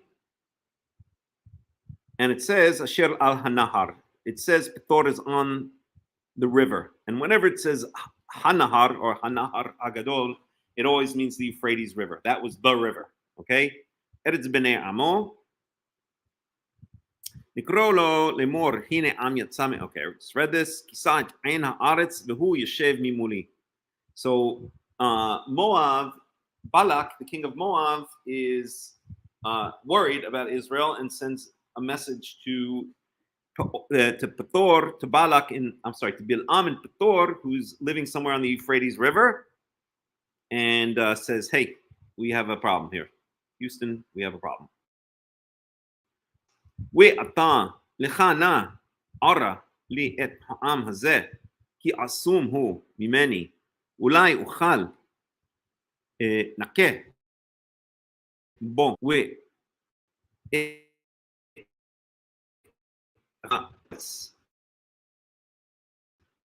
כי מבורך ואשר תאור יואר. So Balak sends a message to Pethor, to Bilam, who's some famous kind of, wizard / prophet, whatever, and asks Bilam to curse Israel. And he says, why? Because maybe if you curse them, I'll be able to strike them down, to hit them, right? To attack them. Okay. Verse 7. וזקני מדיין ושמים בידם ויבוא אל בלעם וידברו אליו דברי בלק. So the Midianites and the Moabites go to Bilam and report this or tell about what Balak would like. Balak would like Bilam to curse Israel. Verse 8, ויאמר אליהם, לינו פה הלילה, והשיב אותי את דבר כאשר ידבר יחווה אליי, וישבו שרי מואב עם עם. So, Bilam's, I have to say, I get specifically from Yahweh.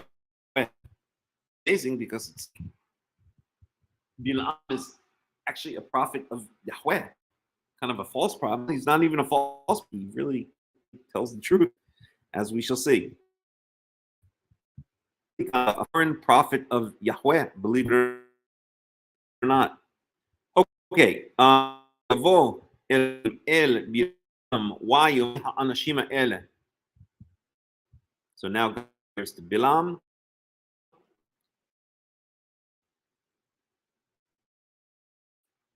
Wayomer Elohim Alak ben Melech Moab Shalach Eli.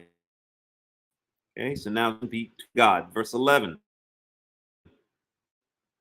Hine ha'am hayoseh miMisrayim ויכס את עין הארץ אתה לך קבע לי אותו אולי אוכל להילחם בו וגירשתיו. Okay, so this is Bilam responding to God, saying that Balak came to him asking him to curse Israel.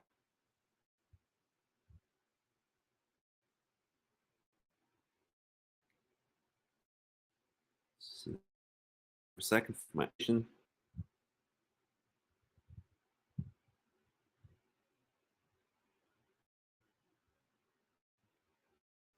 Right. Word Kabalikov. Kabalikov.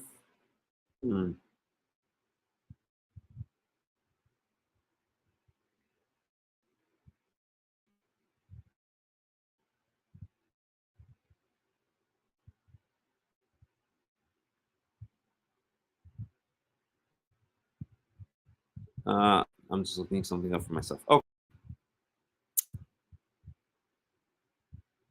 I'm wondering if it's related to up afterwards. Okay. Verse 2. Elohim lo imahem ta'or et ki baruch hu. So response to Bilam. Wayakam Bilam Wayomer el Sare Balak Lichu el Atzechem Yahweh Ilhai Machem. Okay, so God says to Bilam, you cannot go with these people to curse Israel. Right? Because Bilam is going to go where he can actually see Israel, or Balak is asking Bilam to come back with him to Moab where they can actually visually see Israel. At Israel, and Israel's now in the Aravot Moab, in the plains of Moab. Verse 14. Wa yakumu sare Moab vo el Balak. Wa yabrum ma'in bil iman. Okay. So it goes back to Balak. All right. But Balak wanted to take no for an answer. Verse 15. So why you say od ba shloah sarim verse 10. So he sent high-level dignitaries to Bilam. Wa yab el Bilam amru lo Amar ben Sipor al na mana. Verse 17. Please follow along in English if you understand Hebrew. Ki chabedecha me'od v'chol asher tomar ela e'seh ulecha chaba li ha'am.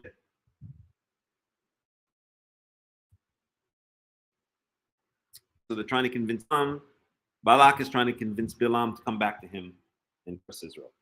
We'an Bilam wayomer el Balak im yiten li Balak milo kesef zahav lo uchal la'avor et pi Yahweh Elohai la'asot kitana ogi dola. So it's a very interesting statement here. So this is what Bilam responds to Balak.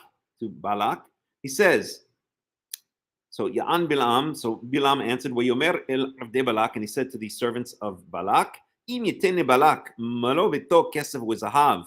Even if Balak, the king of Moab, were to give me his entire possessions, literally the fullness of his household or of his house, all of his silver and gold. Lo chalavor et pi Yahweh Elohai. I still could not transgress, or I still could not go against the word of, and then he says, the word of Yahweh my God. So Bilam is a strange character, right? Because he's willing to curse Yahweh. I'm sorry, God forbid. He's willing to curse Israel, right? Israel, but he at the same time says that he cannot transgress the word. He cannot go against the word of Yahweh, my God, is what he says. So somehow he's a follower of Yahweh, but at the same time, he has no problem cursing Israel, but he just needs Yahweh to allow it. Okay? Lasot kitana o gedola, to do either a small or a large or a big thing. Verse 19. Just make sure it's... Okay, verse 19. We'ata shvuna baze gamatem halayla ve'ed'a ma Yosef Yahweh daber imi. So he tells Balak's servants, stay here for the night. Yahweh comes and tells me something else. And indeed, he does. Verse 20. Wa yavo Elohim el Bil'am laila. Wa yomer lo im likro lecha. Wa yomer lo im likro lecha ba'u ha'anashim kum lech itam. Wa'ach et hadavar asher adaber elecha.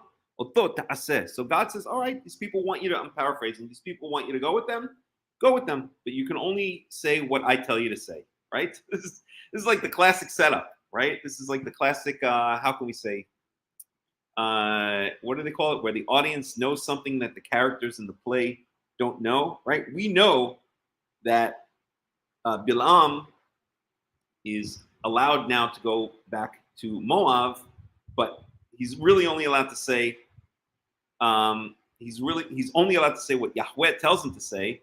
But Balak now thinks, hey, finally I convinced this guy Bilam, he's going to come to me and he's going to curse Israel, right? But it obviously doesn't work out that way. Verse 21.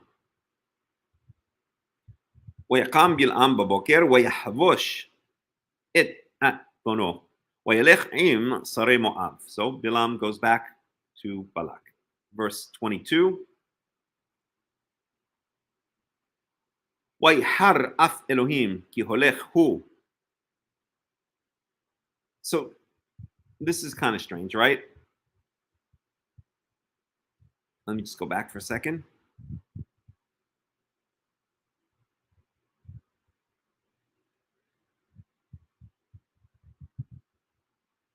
Okay, so now God says go with them, but now he's saying that, now God is saying that, or now it's saying that God was upset or angry that he indeed did go. Maybe he was hoping that Bilam would refuse. Let's just take a look at that one. That's Numbers 22:22. Curious to see how Robert Alter deals with that one. Whoa.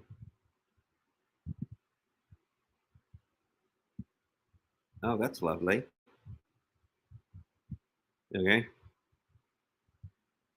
Okay, so let's move on. Get all types. Right, so we're going to check Robert Alter, so it's Numbers 22:22.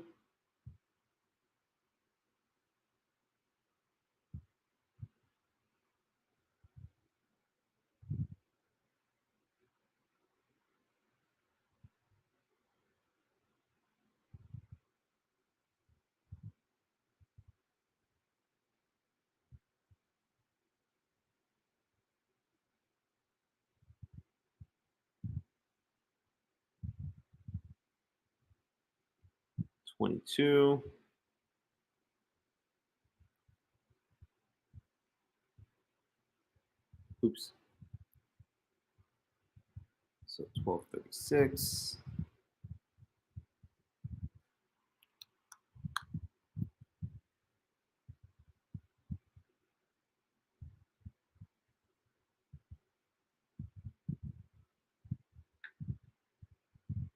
Right. here we go. So Robert Alter, of course, does pick up on it. This is a famous source of puzzlement because God has just told Bilam to go with them. Some biblical critics solve the problem by cutting the textual knot and assigning the tail of Bilam's ass that begins here to and time, blah, blah, blah. That's documentary hypothesis stuff. But could the God of the story be capable of capricious second thoughts? Or to suggest more moral grounds for the seeming contradictions of God's act when later he repeats what he had said in the night vision? Go with the men, but the word that I speak to you, it alone shall you do. The implication of the second sentence may be that Bilam was inwardly harboring other intentions. That is, he may have accepted the instructions of the dream revelation in good faith, but now on the way to Moab, contemplating the profusion of wealth Balak has dangled before him, he could have begun to wonder whether he might not go ahead with a good professional execration, another Robert Alter word, which I have no idea what it means, but I guess from the context it means a curse. This shift of intention would then trigger God's wrath and the sword wielding divine. Okay, I don't like Robert Alter's dealing with it here, but he does pick up on the problem. Okay, this is a famous source of puzzlement because God has just told Bilam to go with him. Okay, so what do I think? My hunch, my opinion, is that yes, God says go with them, right? But let's look at the language here in verse 20. Okay, Yavo Elohim el Bilam Laila. I said I was going to do express mode, but okay, we're getting into it. It's okay. Yavo Elohim el Bilam Laila v'yomer lo im likro lecha ba'u anashim kum lech itam ba'ach et hadavar asher adaber elecha oto ta'aseh. This is kind of a very weak kind of. It's not really a command. It's almost like, all right, if you want to go, go. Okay, if that's really what you want to do, I'm not going to hold you back, but you can only say what I tell you to say. It's not a command, like you must go. I think that's really what's going on here. Okay, and it says, if these people have come to you or called you, I'm sorry, if these people have come to call you to come to them, basically, okay, so you may go with them. Not you must go with them. Okay, I'll allow you to go. I'll let you go with them. Okay, but you can only say what I tell you to say. So it's not that God is. I think the way I would deal with this is that God is not really commanding Bilam to go. He's basically saying, if you really want to go, go, but you do it my way. Okay, and maybe he was hoping, or I don't know about expecting, because Bilam's kind of a shady character, but maybe hoping that Bilam would say, no, I'm not going to go. Okay, I'm hearing you. You're speaking to me, God, but I'm really hearing you're going to let me go, but you really don't want me to go, and so I'm not going to go. Okay? I think that's what it's from God, that he doesn't really want to go, and that's why God becomes mad at him. That's what's going on, and we dig in maybe some of the commentaries with that contradiction there. Okay.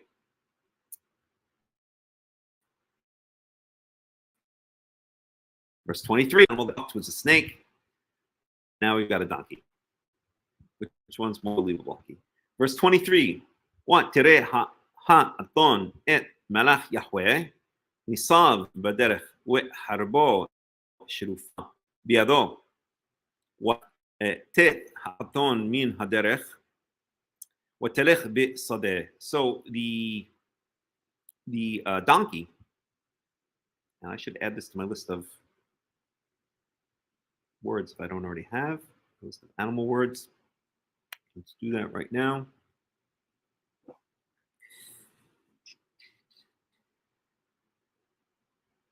Animal words. Do I have aton? I do have aton. Okay.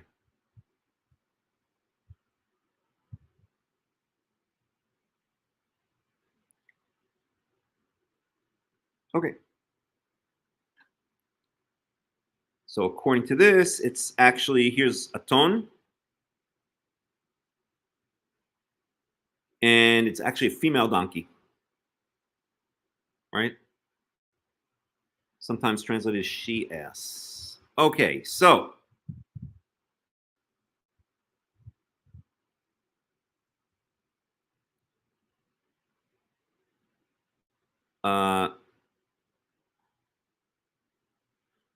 watet haton mina derech watelech misadeh, and we could see that these are female verbs, tet and telech. So this implies, or this further solidifies the idea that the aton is a female donkey, right?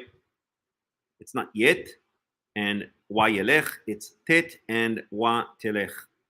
So, all right, so the donkey sees, or the she-ass sees and the angel of Yahweh standing in the road, standing in the way with a drawn sword, with a sword drawn in his hand. And the she-ass, the female donkey, deviates from the road, right? Moves off to the side, right? You would too if you saw that. Surprised that donkey just didn't freak out completely. And went into the fields, right? Went into the orchards or whatever.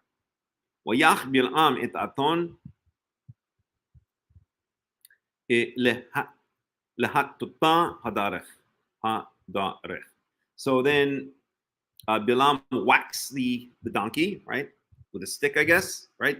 Bilam whacks the donkey with a stick to try to turn it back onto the road. Okay.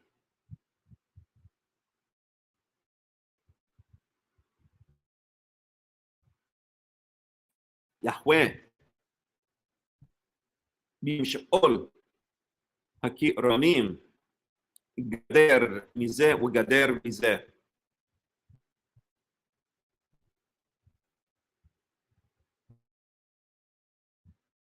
Okay, the angel of Yahweh stood in the so I guess what field really means vineyard, right? Vineyard would be a type of field.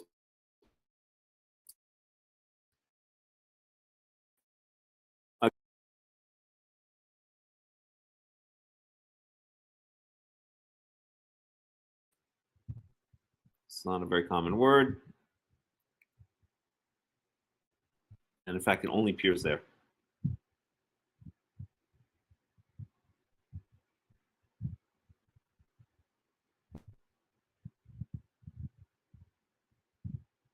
See something?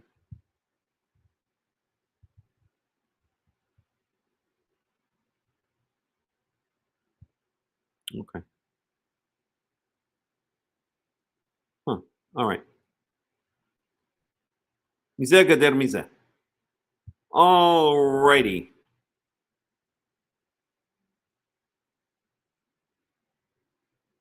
So basically, again, to make a long story short, the angel of God is blocking off the donkey, right? Bilam is whacking the donkey. The donkey's in the middle of the vineyards. Bilam is whacking the poor donkey to get it back on the road. And once again, the angel is now moved and is now standing in the way of the donkey. Okay? Verse 20, and the donkey's freaking out. Obviously, Bilam does not see the angel because he's not freaking out. What tere? Ha'aton et melech Yahweh wa tilahetz et el hakir wa tilahetz el hakir wa Yosef. The female donkey sees the angel of Yahweh and basically bumps into or presses, bangs himself against the wall and bangs Bilam's foot or leg into the wall. And now Bilam is even more pissed off. So Bilam starts whacking her even more. Verse 26. ويوسف ملاك يهوه عبور ويعمود بمقام صار أشر إن درخ لنطوت يمين وشمال. So again, to make a long story short, the angel is moving around and blocking the donkey's path.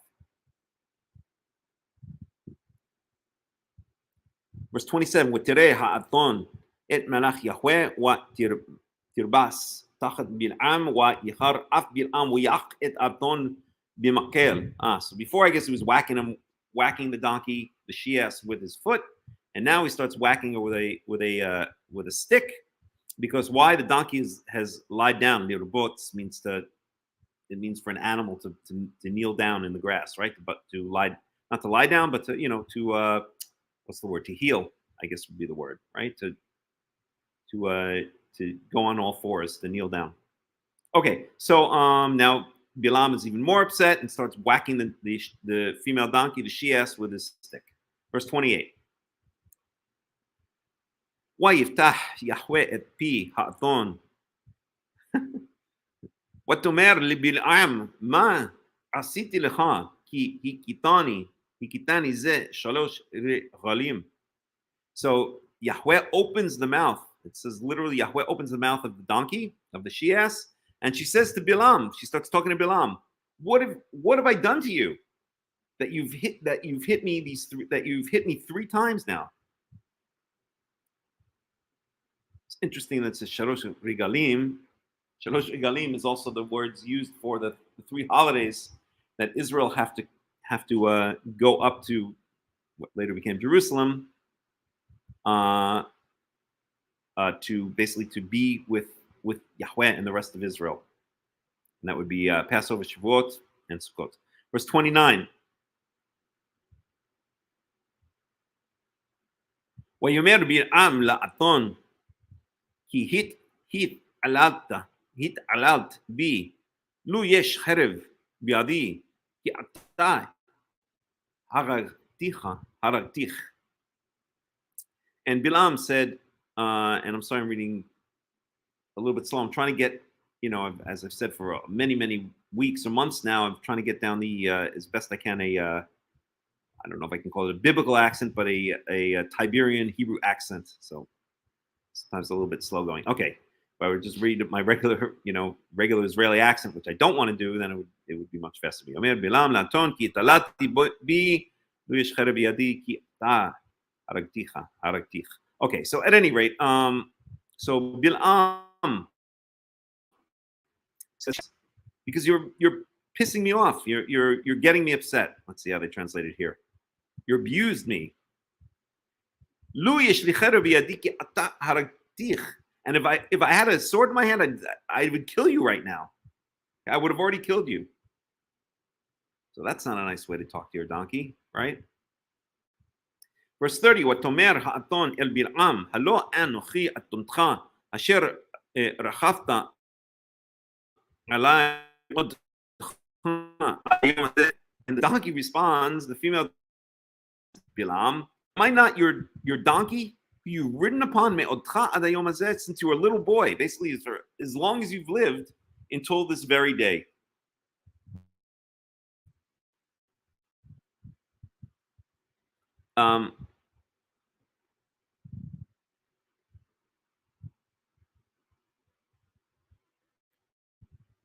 Asken, iskanti la'ot lecha ko wayomer lo. Have I ever considered, or have I ever acted like this before? Okay, let's look at this word. Scan. Again, just might want notification.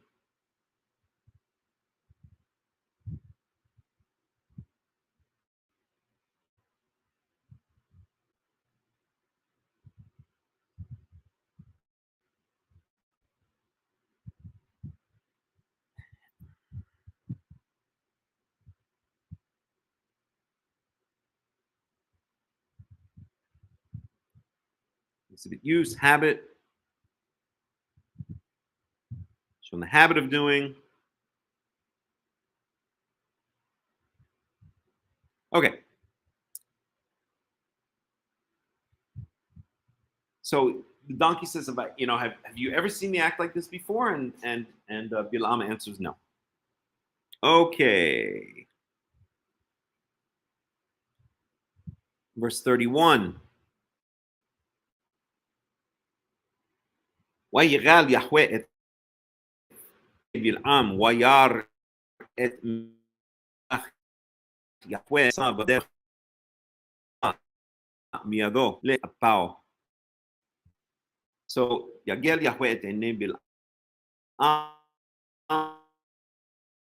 or maybe יגל, maybe it means more like revealed. Yeah. One second, again, just one notification.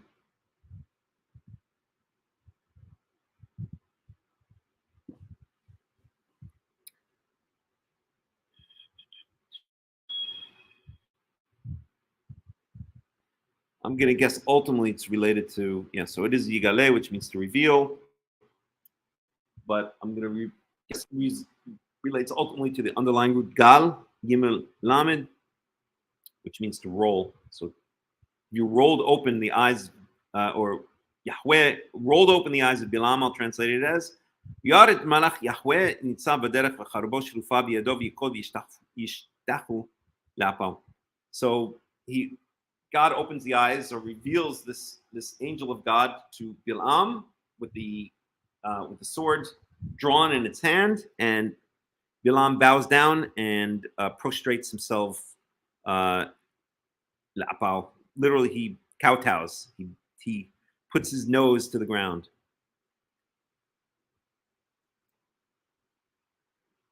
Verse 32.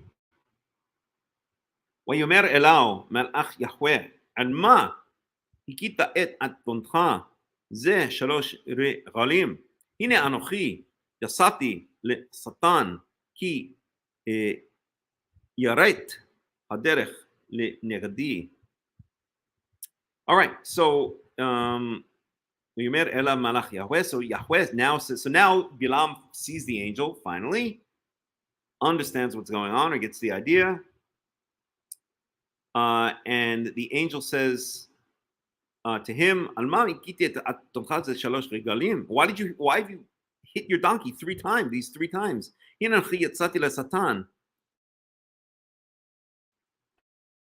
Come out to be, literal meaning is to be an enemy, but I think the intention is I've come out to thwart you.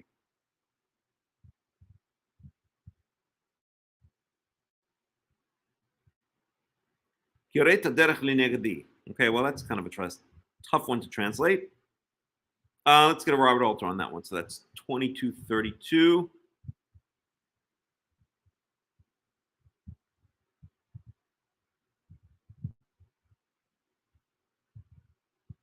So he translated it literally as adversary or enemy. A Satan is an enemy.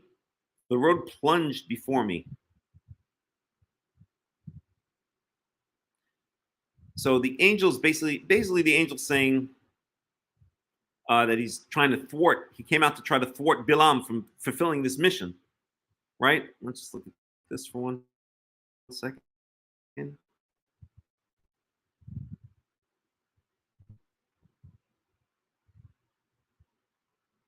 Yeah, so that's a tough one to translate. It only appears twice. Curious to see how Robert Alter deals with that one. And this is 32.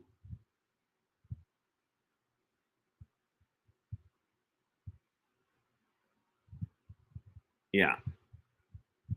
The reader should be warned that no one really knows what this phrase means. The verb yarat occurs only one other time in the Bible, Job 16:11. It is not even certain that the same root is manifested there. The context in Job suggests violent dissent or some other catastrophic action. Many interpreters, medieval and modern, seek to smooth out the meaning by understanding derech, road or way, as mission or behavior, referring to Bilam. In that case, however, one would expect your way instead of the way.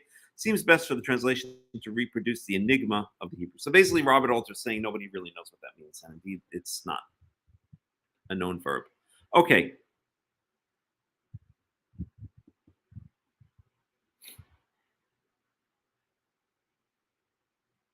Yep. So we'll leave it at that. Verse 33.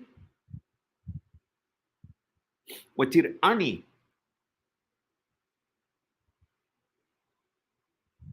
ותראני האתון ותת לפני זה שלוש רגלים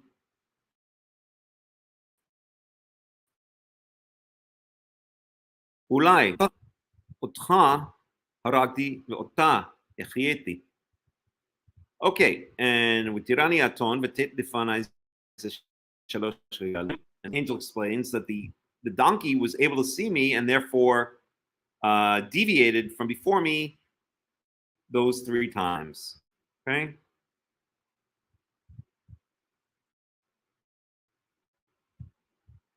אולי נתת מפניי.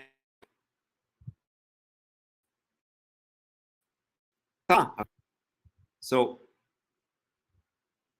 אולי is usually translated as perhaps, but that's not the implication. Ulai natatan mipanai, had you not deviated before me, then ki ata gam otcha haragta, otcha haragti ve'ota echieti.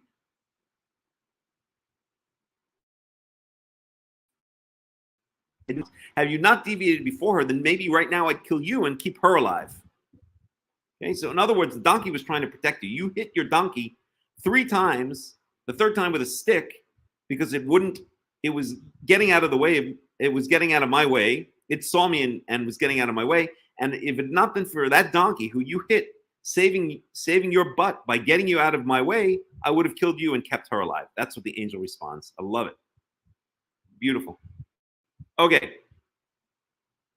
I'm curious how Robert Alter translates that one. 33.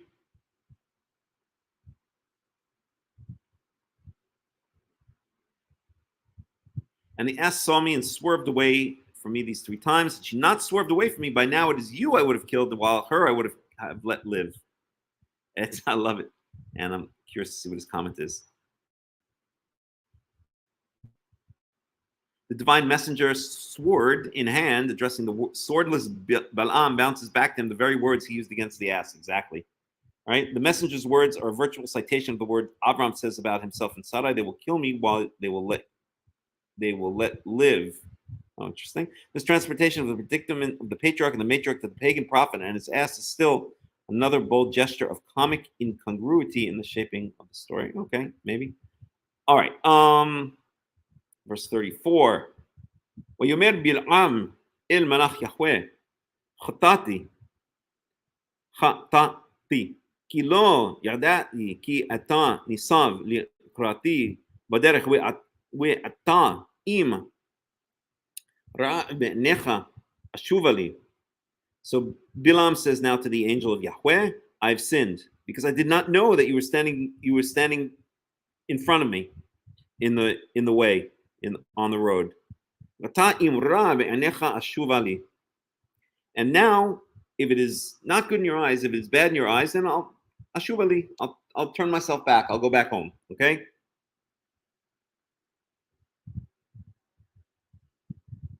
So Bilam is basically also saying, you really want me to go back? I'll go back, right? But he's not saying, okay, that's it. I get the message. I'm wrong, right? It's kind of a half-assed apology or half-assed admission of, no pun intended, we've been talking about the she-ass, half-assed admission of guilt, right? It's like, I realize I've sinned. You want to go back? Okay, I'll go back. But he's really saying, I don't want to go back, but you really want me to go back? I'll go back. It really touches back on that initial conversation that God had with Bilam, where God said to Bilam, where Yahweh said to Bilam, if you want to go, go. And then he got mad when Bilam went. And I don't think Robert Alter's explanation didn't satisfy me. I think the reason that Yahweh, as I mentioned earlier, got mad is because he didn't want Bilam to go, but he said, really, you want to go? Go, okay? I'm not going to hold you back, okay? We're going to do it my way, but I'm not going to hold you back. Or it's all going to turn out the way I want it to turn out, but, if you really want to go, I'll let you go. Same kind of thing here, okay? So Bilam kind of half-assedly, I guess it's an adverb, half-assedly, says to the angel, okay, listen, I get the picture, you kind of want me to go back. All right, you really want me to go back? I'll go back. But the angel ain't going for it. I'm sorry, where were we? Okay. Verse 35. So the angel said to Bilam, okay, go with these people. Okay, I could see you want to go, so go with these people. Okay,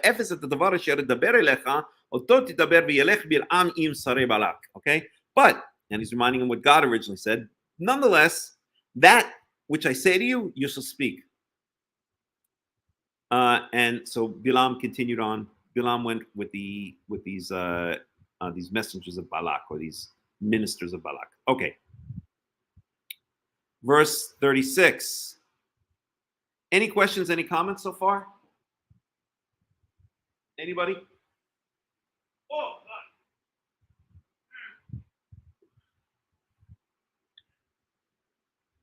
Any questions? Any comments? No? Okay, let's go on.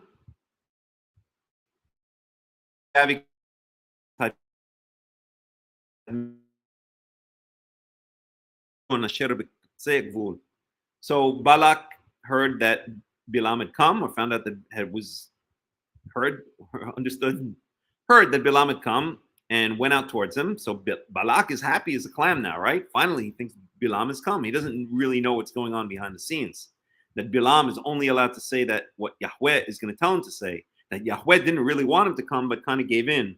That he even tried to give him the hint, you should turn back, but Bilam didn't get the hint, and so Bilam is continuing on to Balak in Moab. El Ir Moab, to the city of Moab, and I'm wondering if there is an actual city of Moab that's been found and excavated.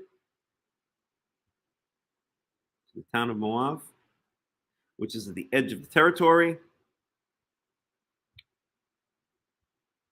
And it's Agvul Arnon. So it's on the edge of the Arnon.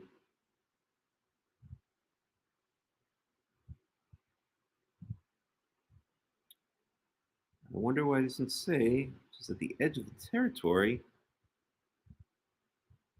Huh. I wonder why Robert Alter left out the word Arnon. So Arnon is, I'll show you on a map.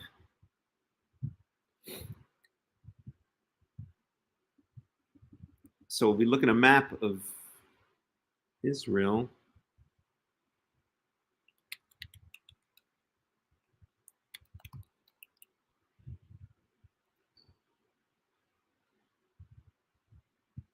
this one? Oh, that's, hello. I end up in Amazon. Let's try that again. Images, maps. So let's see. This may not be the best way to go about it.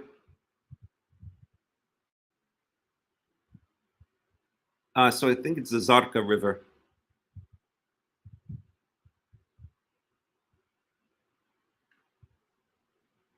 Find it here. So there's Zarka.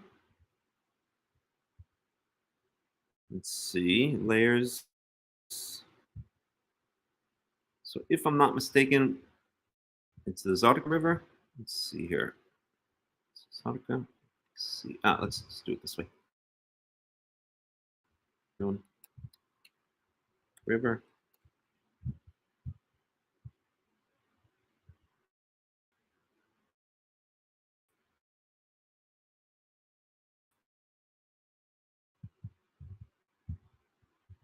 Okay. No, so the Zarka is it's not the Arnon, it's the Golan from what's south of it. I forgot. The Jabok. So this is the Arnon. Let's see if we can get a map of it.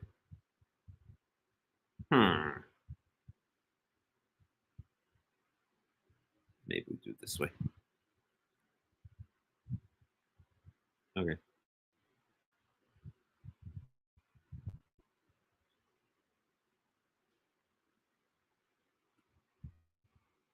Right, so the Arnon River would be more south. Wait, let me see if I can get a whole. All right, here. We the idea. This is too complicated. Okay, it doesn't matter. It empties into the Dead Sea. Okay, it's right there. Fine. And good enough. Okay, and the Zarka is the Jabok River. That's the one that Jacob crossed when he was coming back from being with Lavan for 21 years. Okay.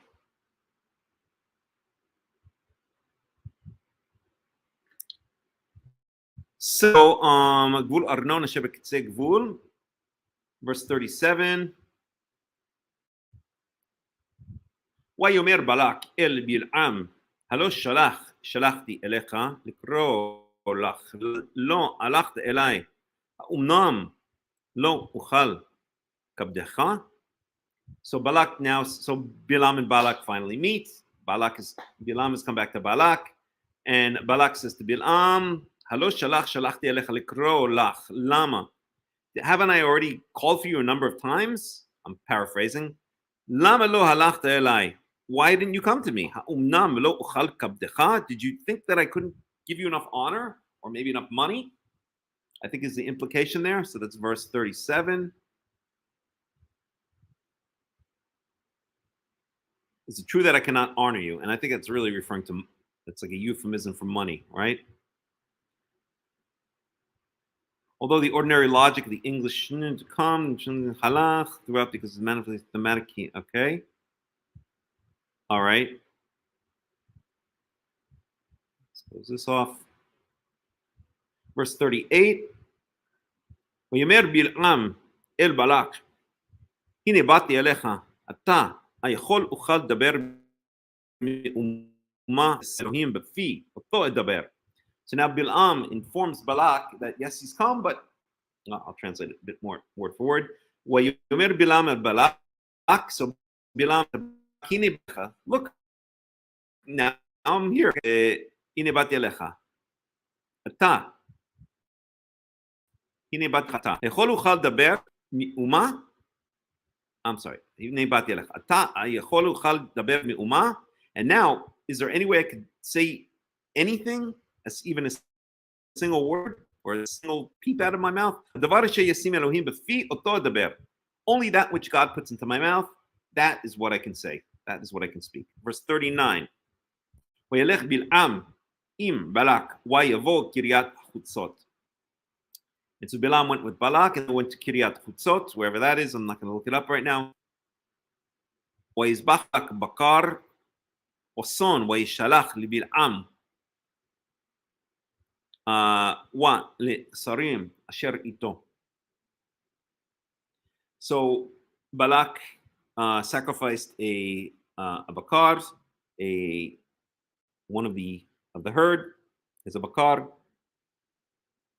oxen, with son, and of the flock or of the herds and flocks, so basically cows and sheep. وَيَشَلَخْ لِبِلْعَامْ إِلَى أَشَرِ إِتَوْ. And he sent for Bilam and for the ministers that were with him. Remember, the ministers are the ones who had accompanied Bilam back to Moab to meet Balak.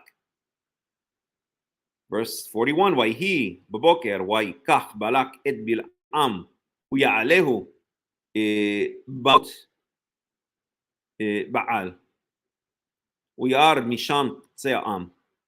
Okay, so in ויהי בבוקר, so when the morning came, ויקח בלק את בלעם, that Balak took Bilam, יעלהו במות, and he brought him up onto the heights, onto the mountaintops, basically.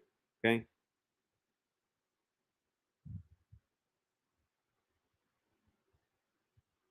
That's a place name. Yaleu Bamot Baal, and he brought him up to Bamot Baal, the heights of Baal. 41. Yeah, Bamot Baal. He doesn't translate it, but I wonder if Everett Fox translates it. Probably not.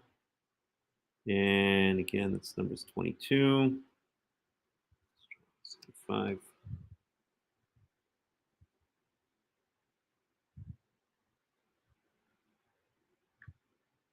Where are we? Numbers 22 for 41.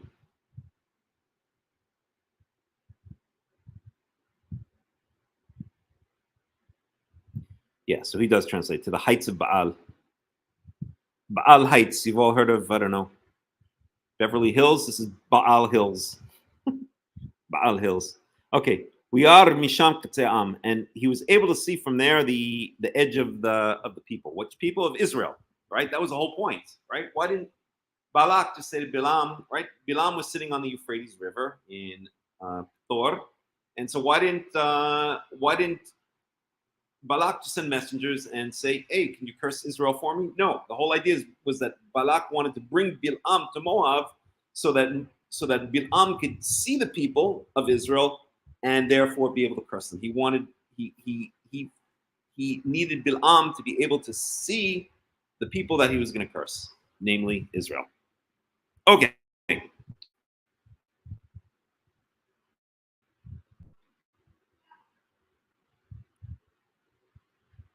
So, all right, that's chapter 22. But we still have a long way to go. We haven't even gotten to our parsha yet, but you know what? As I always say, who cares? As long as we learn Torah. So now, Numbers 23. And I promised I was going to do express mode, but I just couldn't do it. All right. Hold on a second. Try something. Okay. ויאמר בלעם אל בלק,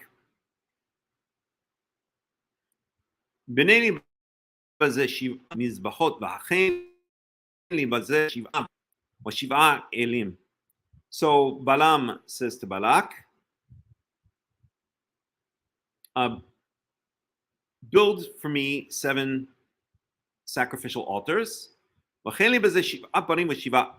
and prepare for me on them 7 parim, oxen, and 7 rams. Okay, let's go to our spreadsheet. Par and ail. So here's a par. Okay, so according to this, it's a baby bull. So it's a young male cow, basically what I call a cow, a young male bovine, a bull, and an ail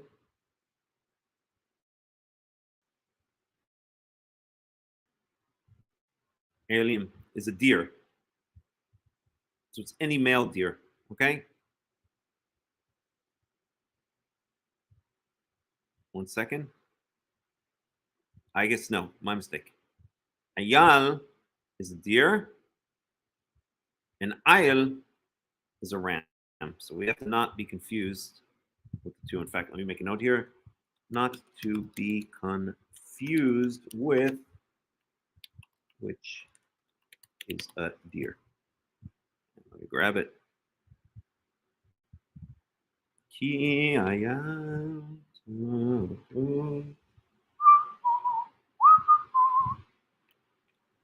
Okay. So Ayal is a ram. What is a ram? So this particular so useful is because not only do we often not know what the words mean in Hebrew, we don't know what to translate them into English because they're very technical, right? I mean, these were agriculturalists. These were people who dealt with animals all the time. Animal husbanders, I don't know. At any rate, so they have many technical words in Hebrew. And then when you translate those, when you read the English translations, now that becomes a technical word in English, unless you work with animals in English. So I like this spreadsheet that I set up and continue to add to a while ago. I like it a lot because it really is helpful. So it's a ram. What the heck is a ram? It's any male sheep. Okay, the age can be young or older, and it's a male. All right. So basically, cows and sheep, as we would say in the most colloquial terms. So 7 cows, 7 sheep on 7 altars. Verse 2, V'ya'as Balak asher diber Bil'am. And so Balak did as Bilam had requested. V'ya'al Balak u'Bil'am par wa ayl b'mizbeach. And Balak and Bil'am offered or brought up or burnt up like an oleh.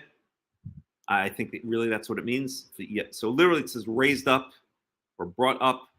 So Balak and Bilam raised up or brought up one cow, or actually one ox. What do we say? The official word for par is par.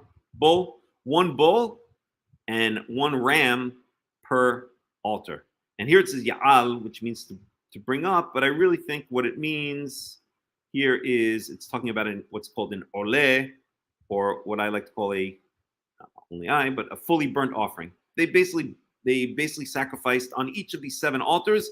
They sacrificed 1 bull and 1 ram, 1 male cow and 1 male sheep on each one of these altars as a fully burnt offering, as an oleh. verse 3. ויאמר בלעם לבלק, התייצב על עולתך ואלך.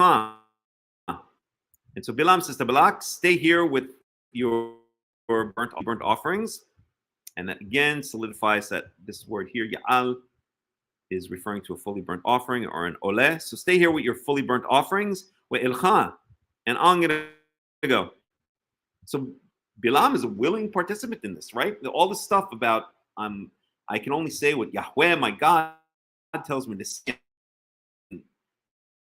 And I won't go. We see where Bilam's heart is. Okay, he's more than willing and able, or he's more than willing to curse Israel. He just knows that he can't do it unless God allows him to do it. But he wants to do it, right? He has no problem doing it. So all of this, stuff about being a prophet of Yahweh and Yahweh, my God, and I've sinned, and it's just all it's all lip service because it doesn't really mean any of it, right? He's completely willing to curse. Knows that he needs God to allow him to do it. Ulai יקרא יהוה לקראתי ודבר מה יראני והגדתי לך וילך שפי. Okay, so maybe יקרא יהוה לקראתי. That's a kind of I don't know. You can only really kind of paraphrase this. Maybe God will happen in my direction. Okay, or God will do something for me. I wonder how Robert Alter deals with that one.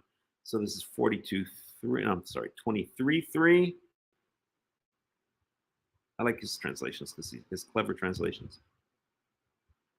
I would translate as maybe God will make something happen.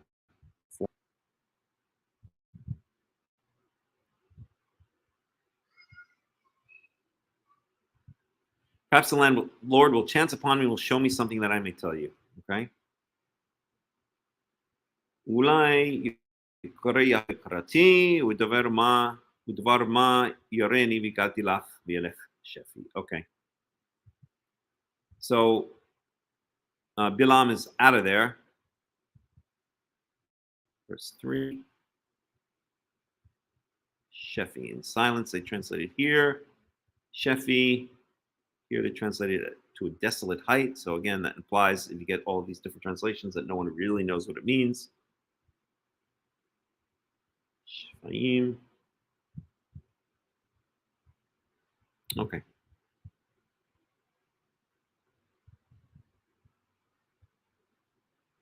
Verse 4, Yikar Elohim el Bil'am v'yomer elau et shiv'at hamizbachot arachti wa'al par v'ayel b'mizbeach. So God did appear or make himself occur, literally. I'll just put it as appeared. So God chanced upon, I think is the way Robert Alter translated it.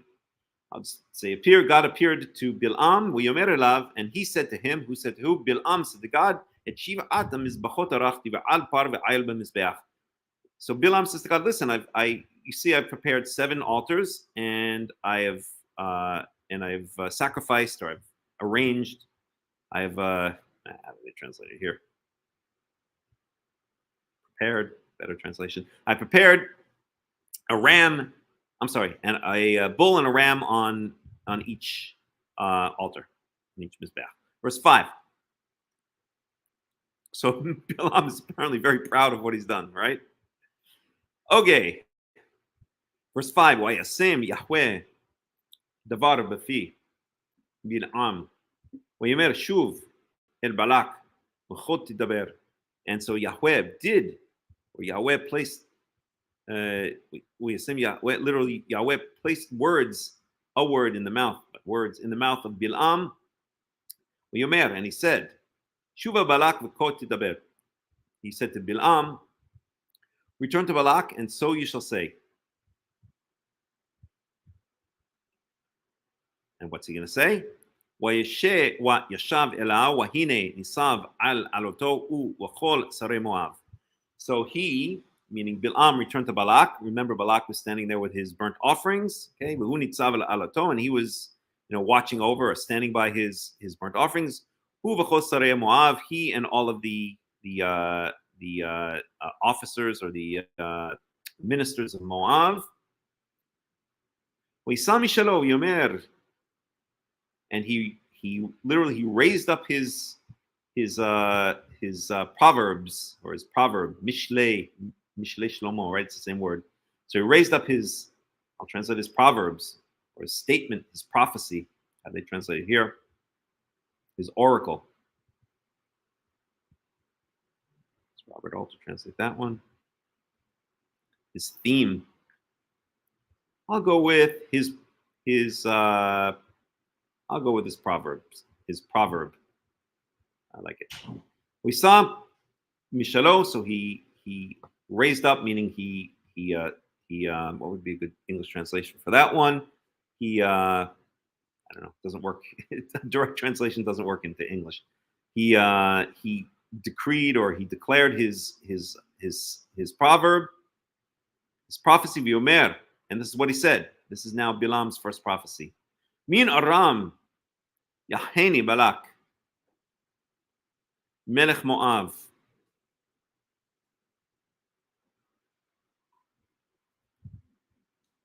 Balak, the king of Moab, has led me here from Aram. Where's Aram? Again, we know that, but Bilam was originally sitting in this place, Pithom, which was on the Nahar, which was on the river. When it ever says the river, it means the Euphrates. Okay. We also know that Abraham, when he left with his father from Ur Kasdim, from Ur of the Chaldees, he came to Haran, which was in Padan Aram. So Haran was the name of the city. Padan Aram was the name of the region, and there you see already Aram, and the name of the entire, or maybe that was the name of the province, and the name of the entire region was Aram Naharaim, and it's called interchangeably Haran, Padan Aram, and Aram Naharaim. What is Aram Naharaim? It means, Aram is the Arameans. It means the Aramean territory. Naharaim means the two rivers, right? So Naharaim, for those of you who know Hebrew, we know that Hebrew actually has, doesn't only have the singular and the plural, it has another form called the dual, and that is denoted by the ayim ending. So for instance, even a word like Yerushalayim or Givatayim, a lot of place names, or Mitzrayim, will have the dual ending. Or I was listening yesterday to a lecture by an amazing biblical archaeologist named Yosef Garfinkel, and he was talking about a place that he excavated, which he believes was the biblical Sha'arayim, and he claims that it was called Sha'arayim, which is the dual form of gate. Sha'ar is gate. Sha'arayim means two gates, and they excavated two gates in that city, which he claims which he points out is very rare, because most cities only had one gate, because the gate is the weakest point of entry into the city, so you didn't want to have a lot of gates. So the ayim form is what's called the dual. It means two. Even in modern Hebrew, this still exists. So if you want to say shoes, you say na'alayim. That's also biblical, right? You don't say na'alim. A single shoe is a na'al. And okay, a horse just passed in front of our house.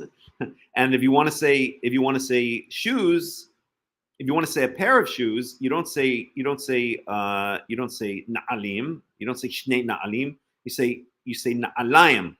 Okay, na'alayim is the dual form. It means a pair of shoes. Okay, zug na'alayim, a pair of shoes. So Aram is called back in Genesis when Abraham arrives there. The entire region is called Aram Naharaim. Naharaim is, again, this dual form. Nahar means river. Naharaim means two rivers. What rivers are we talking about? We're talking about the Euphrates and the Tigris River. Those are the two rivers, right? And we know that the Euphrates and the Tigris, they essentially meet in two places. They meet up north in southern Turkey, and they also kind of meet down south when they both empty into the Persian Gulf. At least I believe they both empty into the Persian Gulf. And one may already have dissipated so much that it doesn't actually anymore empty into the Persian Gulf. I think it just forms a whole bunch of like marshes and canals and stuff like that. But they both essentially empty into the Persian Gulf. And I actually saw a very interesting lecture a while ago claiming that at a certain time the Persian Gulf the water level was lower in ancient times, and if you continue the path of the Euphrates and the Tigris south, they meet. The Euphrates is called the Prat. Euphrates is from the word, or Prat is the same as the word Euphrates. Euphrates, Prat, and the Tigris is called the Hidekel. And these are two of the rivers that are mentioned as coming out of, as flowing out of the Garden of Eden. Okay, back in Genesis chapter 3, I guess 3. And so this very interesting lecture said that it's not talking about where the Euphrates and the Tigris meet up north in southern Turkey. It's talking about the fact that the Persian Gulf, or the water level in the Persian Gulf, was once much lower. And if you follow the Euphrates and the Tigris down south, they actually met down south, which would now be underwater in the Persian Gulf, but was once above water, or was once on dry land. And that person, very interestingly, I think very convincingly, claims that that's precisely where the Garden of Eden was. So in other words, the Garden of Eden is now underwater somewhere in the Persian Gulf, according to this guy. I thought it was a fascinating lecture. Anyway, so this is what Bil'am says. He starts his oracle, and he says that Balak took him, or led him, from Aram, right? Aram is, again, the Aramean Empire on the Euphrates River, or near where the Euphrates and the Tigris meet, up north in southern Turkey. Melech Moav, okay, the Balak, the king of Moab.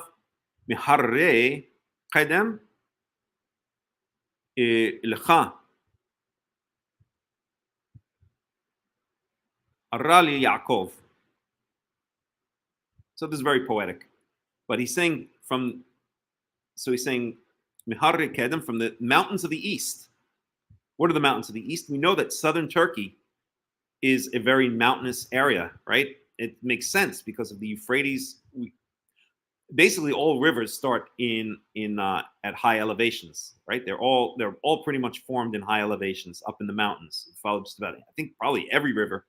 I'm sure there are some exceptions, but basically rivers start in high elevations.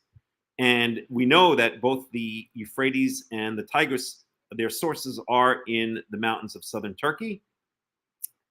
And so this is exactly what Bil'am is saying here. Miharre Kedem Lecha. So literally from go from the mountains of the east. What are the mountains of the east? These are the mountains of the east in modern day southern Turkey, where the Euphrates and the Tigris more or less meet, or come close to meeting, where they flow out of their sources. Arali Yaakov. So come, or go from the mountains of the east. Curse Yaakov for me. Curse me, Yaakov. Okay, so this is Bil'am saying what Balak told him to do, poetically. Ulecha zo'ama Yisrael. Go and zo'em. Zo'em would mean like speak out against. Let's see how they translate it here. Denounce. How does Robert Alter do that one? 23:7.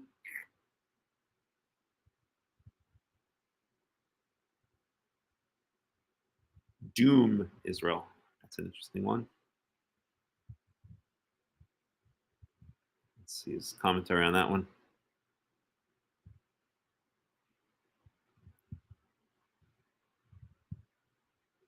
He doesn't even talk about that one.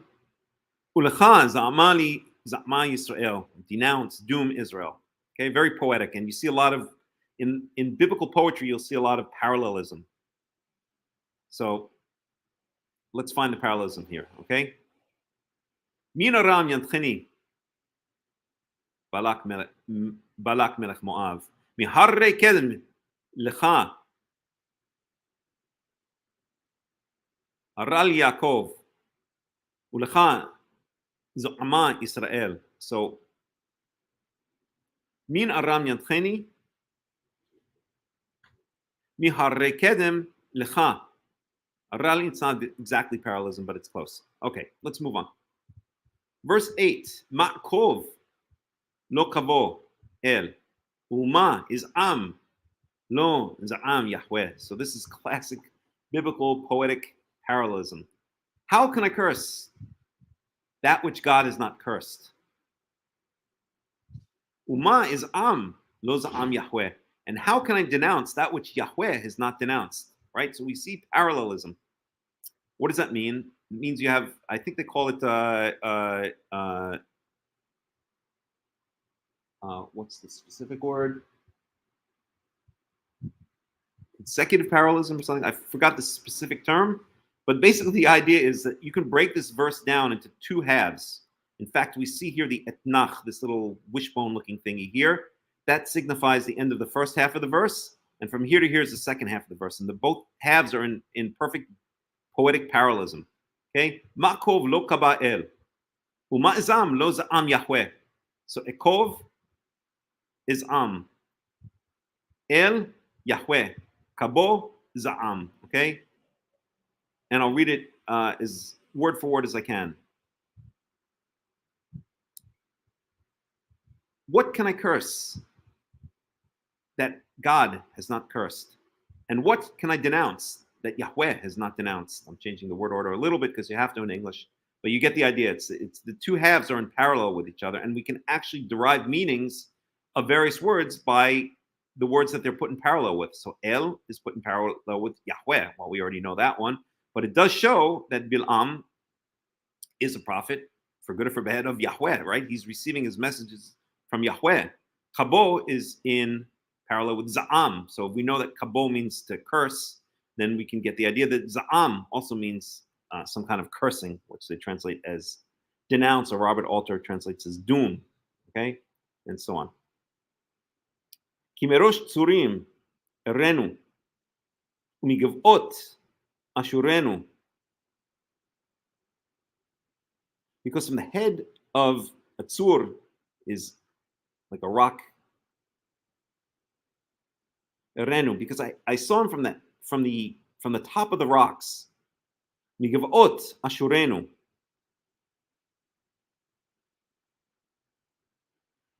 And I have, they usually translate as like I've beholded him, I've seen him from the hilltops. Okay? I wonder how Robert Alter translates that one. So that's verse 9. Gaze. Yeah. All right, let's get a little Robert Alter on this. El, though it is also a proper, although it is also a Hebrew common noun that means God, is the proper name of the head of the Canaanite pantheon. That's right, the father of Baal. One may resist Baruch Levine's conclusion that the poem reflects a still polytheistic stage of thinking about gods in ancient Israel, but there surely is a certain teasing quality of hovering between the two different theologies and the designations for God in the poem, okay? A non-Israelite visionary such as Balaam might well speak of El in the old Canaanite sense, yet El appears to be a synonym in the parallelism of the two verses of this line with Yahweh, and in the second oracle, El plays precisely the traditional role of Yahweh in bringing Israel out of Egypt. This translation seeks to preserve the poem's gesture towards the archaic by using the proper name El instead of God, okay? And this is our verse now. The synonymous language of the line highlights the theme of seeing that was prominent in the tale of the ass. And again, Robert Alter translates that as, for from the top of the crags do I see them, and from the hills do I gaze on them. Let's see one thing for myself.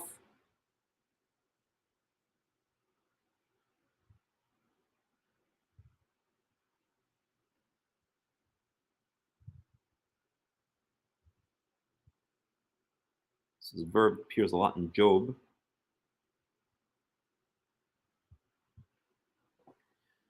Okay, that's that. Okay, so right, so he says from the top of the rocks. So let's go with Robert Alter's translation. From the top of the crags do I see them, from the hills do I gaze on them. So where is he exactly? Remember, Balak brought him up to where? Where was the actual words?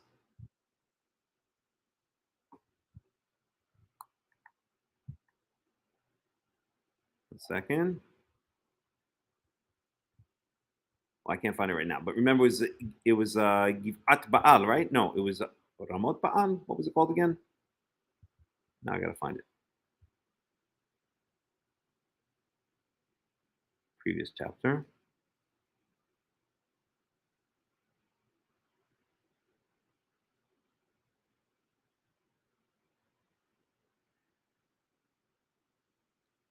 Bamot Baal, right? He brought him up to the Baal Heights.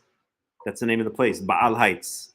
Baal was one of the main gods of the Canaanites, as we mentioned just now.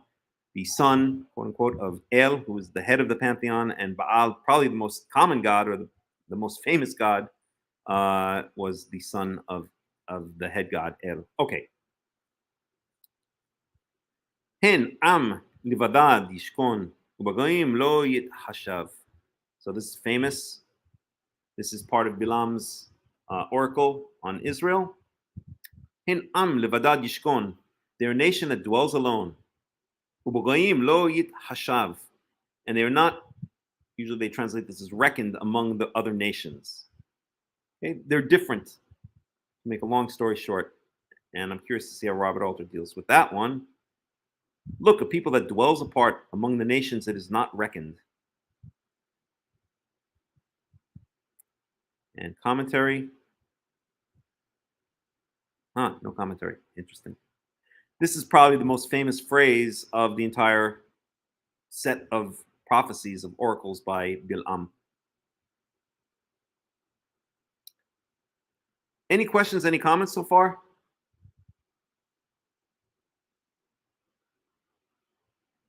Anybody? No? All right, let's move on. Mimana afar Yaakov, mispar et rova Yisrael.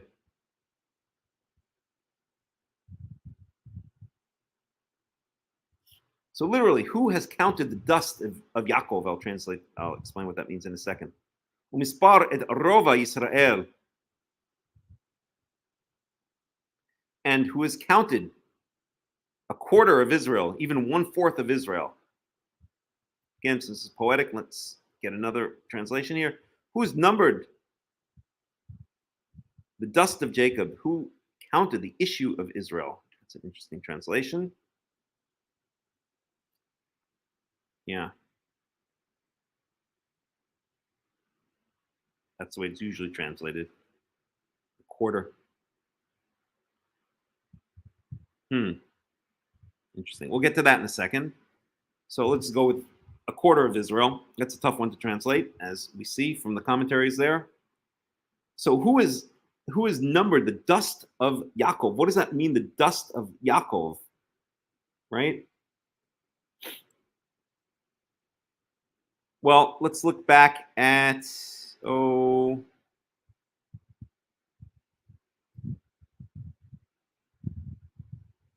Genesis chapter 15. I'll just go to the English.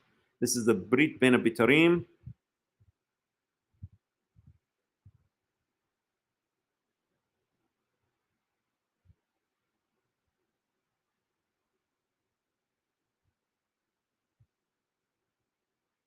No, that's not where I want to go.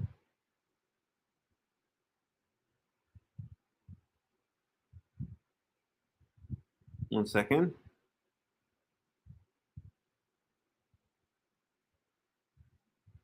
One second here. Let me find what I'm looking for.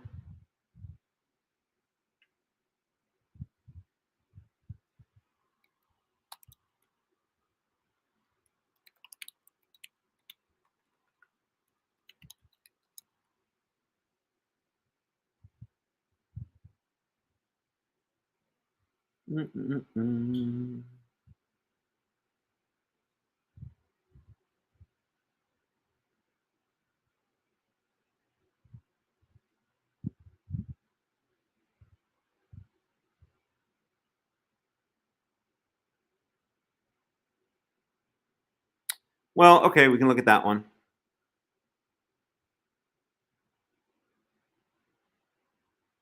Let's look at Hosea 1:10.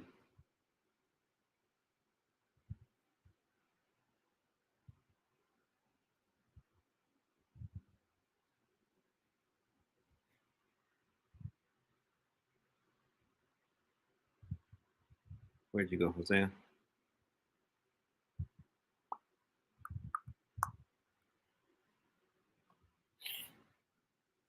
I'll just keep it in the English for now.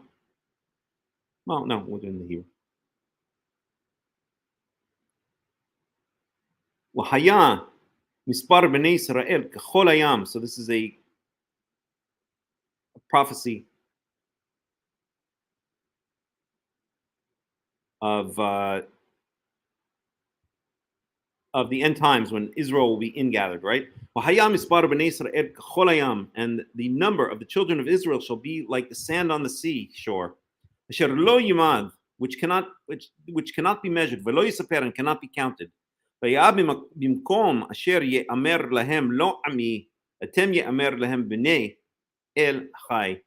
it shall be that in place of them being called, you are not my people, or you are not my people, and there's a lot to say about that, but we won't get into that. It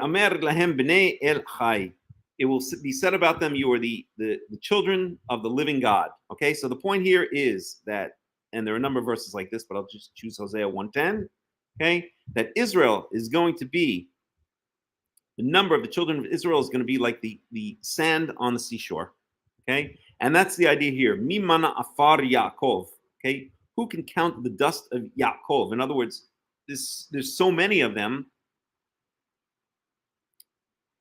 There's so many of them that they look like dust. They look like sand on the seashore. That's what this is saying here. Okay, Israel, and who can count even a quarter of Israel? Or there are other possible translations. This is really not known what the translation is here, but that's one translation.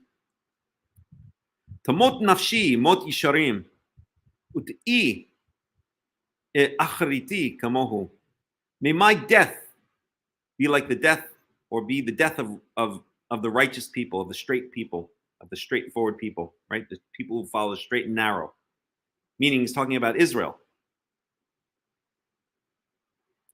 Ut'i achriti kamohu.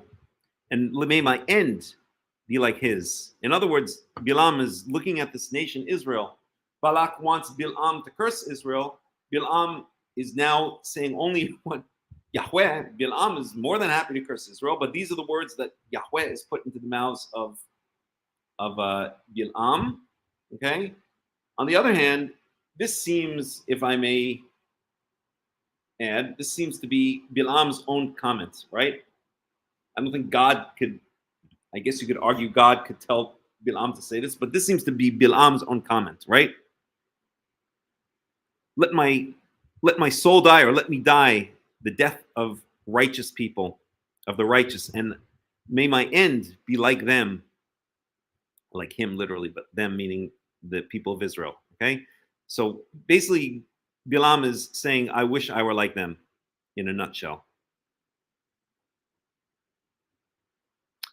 Let's get a little commentary on that one.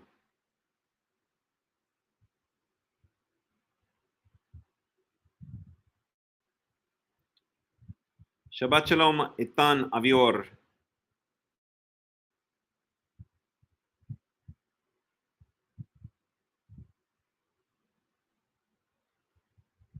Okay, verse 10.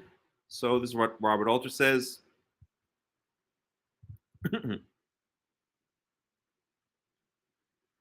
So this is regarding the word rova. We'll just skip that. I already kind of read it. The upright, an emendation of Yisharim proposed by Levine produces Yishurun. Yeah, I was thinking the same thing. But I didn't want to go. The Yishurun, a synonym for Israel. Maybe, maybe not. My aftertime, the Hebrew acharit is an abstract noun derived from achar, after. It is misleading to translate as afterlife. No, it's certainly not the afterlife. It means the end. Really. May my end, I would translate it as, because Israel in this period had no real notion of the afterlife.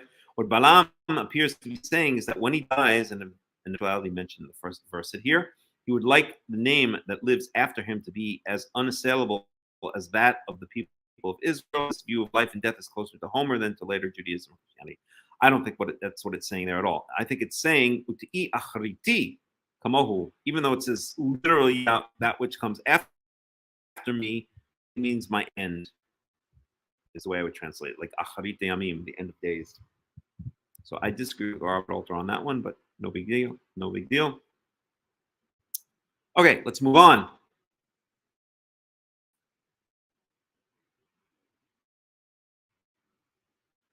Wayomer Balak el Bil'am. Now Balak hears this prophecy, and Balak says to Bil'am, Ma asitali lakov oivai lakachticha wahine berachta berach barech. What have you done to me? I brought you here to curse my enemies, and look, what you've done instead is bless them. What you've certainly done. So what you've done instead is, look, you've blessed them. You've gone ahead and blessed them. I don't know how to. In Hebrew, the repetition works better, right? Berachta barech. Like, what the heck have you done? You've blessed them. Verse 12. Ya'an yomer alo et asher yasim Yahweh b'fi oto eshmor lidaber. And so Bil'am responds to Balak, isn't only that which Yahweh puts in my mouth, that is what I am able, or which I am allowed, which I am permitted to speak, literally kept to speak, which I will observe to speak, which I'll be careful to speak. Maybe that's a better way to translate it. Halo et asher yasim Yahweh b'fi, is it not that which Yahweh places in my mouth, oto eshmor lidaber, that I shall be careful to speak. Maybe a better translation. Okay. So Balak is not very happy. Wayomer elav Balak, Lechana iti el makom acher, asher tirenu misham efes katzehu. Tir'eh v'chulo, lo tir'eh, v'kab no li misham. Okay, so Balak comes up with an idea. He's going to take him to another place where he can't see all of Israel, but he can only see like a little piece of Israel, right? So maybe he's not going to be, right? Because what's the idea? Bilam's prophecy was all about how great in size Yaakov was, right? They can't be counted, right? They're so great. They're like the dust of the earth. So great in size that they can't be counted, right? And then Balak's like, what the heck is this? I wanted you to curse them, and instead you've given them a blessing. Okay, listen, let's go somewhere else. Okay, this blessing you gave is all about how great in number they are. They can't be counted. They can't be numbered. Let's go to a place where you can only see really just a little bit of them, and then you won't come up with this, this stupid prophecy that I'm not paying you for. All right, this is not what I paid you for. Okay, you're not doing the job that I'm paying you for. All right, verse 13. Wayomer elav Balak. Oh, I just read that. Okay, I'm curious to see how Robert Alter comments on that one. He doesn't. All righty. Verse 14. So remember, where was he? He was on Bamot Baal. He was in Baal Heights. And now he has a better idea. I'm not going to take him up to the heights where you can see the whole nation. No, it does take him up to another mountaintop. Okay, a different mountaintop. So he takes him to the field of, it's the field of Tzofim, but Tzofim means the watchmen or the lookers. How do they translate it here? I'm sure Robert Alter is going to translate it. 14. I guess watchman's field, something like that. I would translate it as lookout's field. So, like for instance, in Israel, in Jerusalem is Har Tzofim, which is usually translated as Mount Scopus. And Scopus obviously is related to Tzofim. But Scopus also is related to the word scope, right? To scope out. So it's really playing on the meaning of the word Tzofim, which means to look out, to scope out. In fact, I'm quite sure that the word scope comes from the word Tzofim, Litzot, Litzpot, Tzofeh. Maybe not. It may come from shkef, like mishkafayim. But if it does come from Tzofim, then scope is related to things like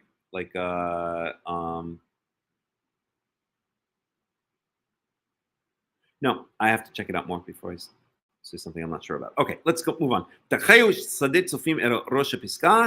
So he took him to Lookout's field at the top of the Pisgah. So Pisgah is a it's actually a proper place name, but in modern Hebrew it's come to mean the mountaintop or the peak.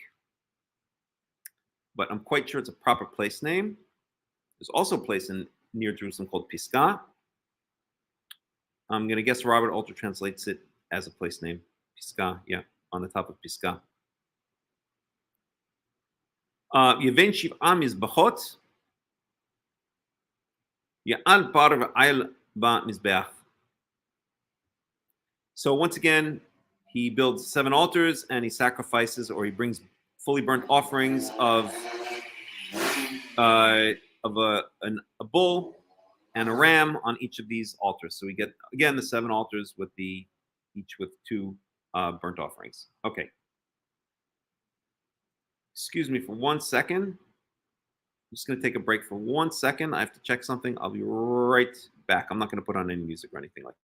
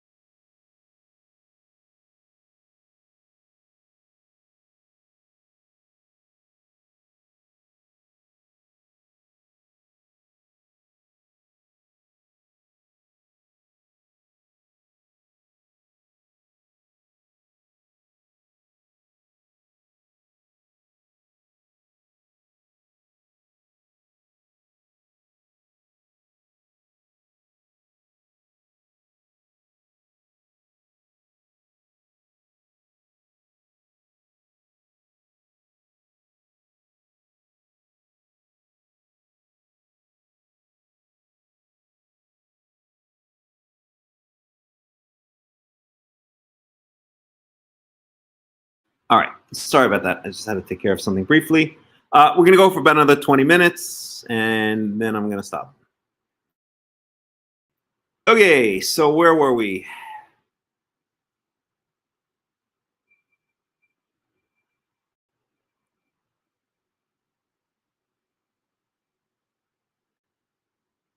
Right. Verse 15. وَيُمِرْ el-Balak. And he said to Balak, יתייצב כה אל עולתך ואנוכי אקרא כה. So same deal. Oh, I'm sorry.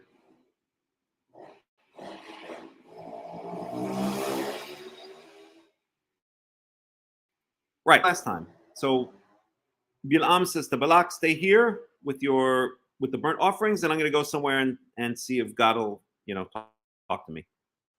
Verse 16. وَيِكَرْ Yahweh el Bilam, and Yahweh made himself available to Bilam, وَيَسِمْ davar بِفِيهِ وَيَمَرْ shuv el Balak وَكَوْ تِدَبَرْ. And he placed words in his mouth. In other words, Yahweh placed words in Bilam's mouth. وَيَمَرْ shuv el Balak وَكَوْ تِدَبَرْ. And he said once again to Balak, and this is what he spoke. And he spoke, he talked once to Balak, and this is what he spoke. All right, verse 17. ויבוא אליו, והנה ניצב על עלותו, ושרי מואב איתו. Same, basically repetition of the last time. He returned to Balak, or he came to Balak, and he was hanging around with his, or he was watching over his, or he's standing by his burnt offerings, along with the ministers of Moab. Yomer lo Balak, ma diber Yahweh. And Balak, now Balak kind of gets the story already, right? He knows that Bilam is only going to say what Yahweh allows him to say, right? So he's hoping, okay, we solved the problem this time because I brought him to this place. He can't see all of Israel, so he's not going to say some stupid prophecy about all of the dust of Israel and all this kind of stuff. He's going to give me what I want. He's going to curse Israel. Wisam Shalov Yomer. And he raised up his prophecy, his proverb, his oracle, and he said, here's this second oracle. Ushama Hazinu Adai Benot Sapur. And he said, arise, Balak, and hear. Hazinu Adai Benot Sipur. Listen, and it says Adai, but I'm going to guess maybe this is some kind of scribal error. I wonder if Robert Alder picks up. It really should be Alai, not Adai. Benot Sipur, 18.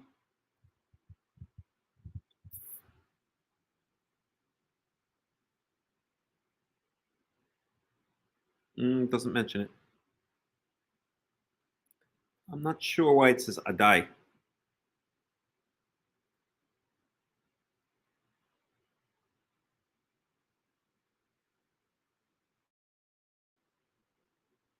Now they're putting it with Ad. I don't know. It's very strange. I think maybe it should be Alai here, but it was some kind of scribal error, or like the Lamed got cut off and looked like a Daled, and that's the way it got transcribed. I wonder who might pick up on that. Let's see.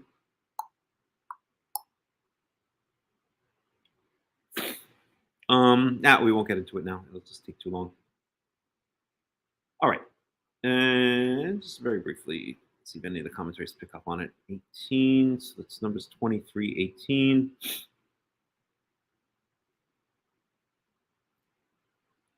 Number 23, we'll go with commentary.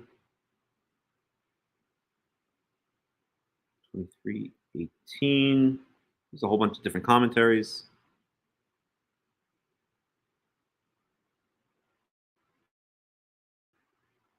Nothing.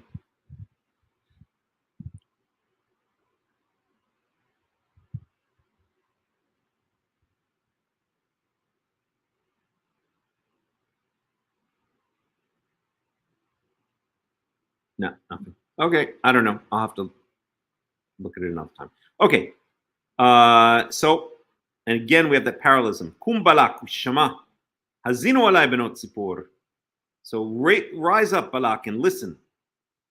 Hear me, benot Sipor. Hear me, son of Tzipor. So it's Balak ben Tzipor. His father's Tzipor.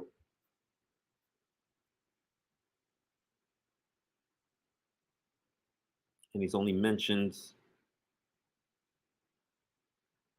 Well, no, he's mentioned a bunch of times, but always in the context of Balak. Okay. So,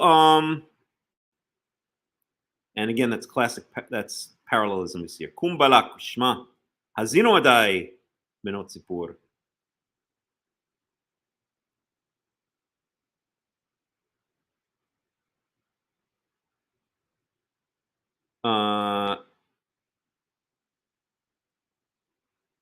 לא איש אל הוא יכזב, ובן אדם הוא יתנחם.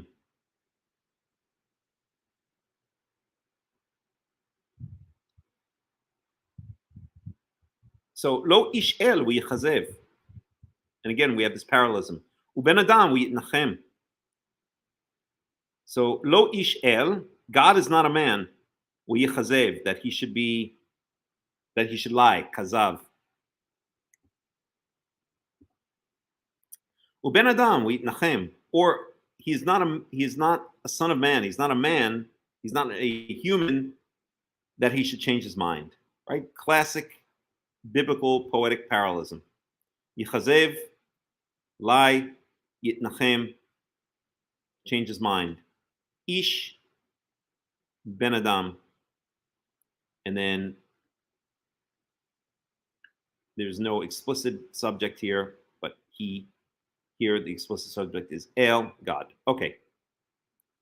Hahu amar velo yaseh, diber velo yakimenu.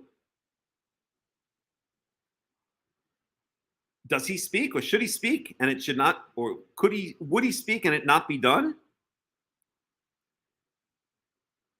Daber velo yakimenu, would he talk and it shall not be established? Right? Again, that parallelism. Amar and diber. Lo yaseh and lo yakimenu. And he shall not make it and he shall not establish it. Okay. Yakimena. Hine berach lakachti uberach velo ashivenu. Hine barech. I'm sorry. לקחתי וברך ולא אשיבנו.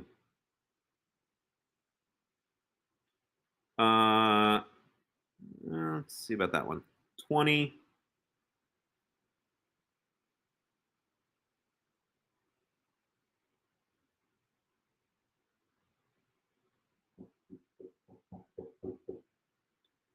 One second. I'm sorry. The neighbor's knocking on the door. Be right back.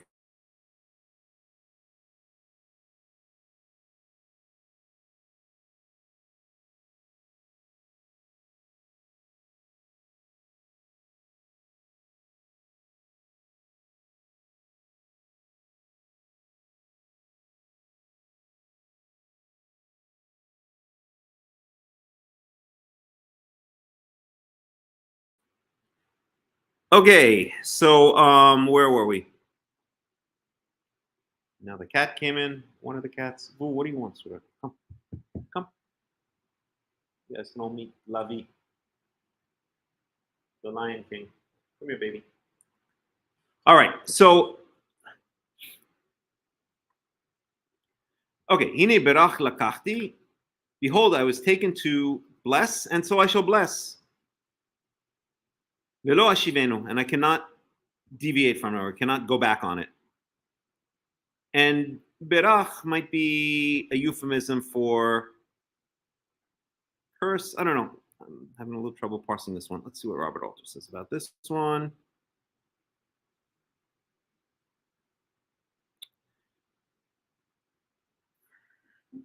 One second, Wolf. Come here, sweetheart. Oy.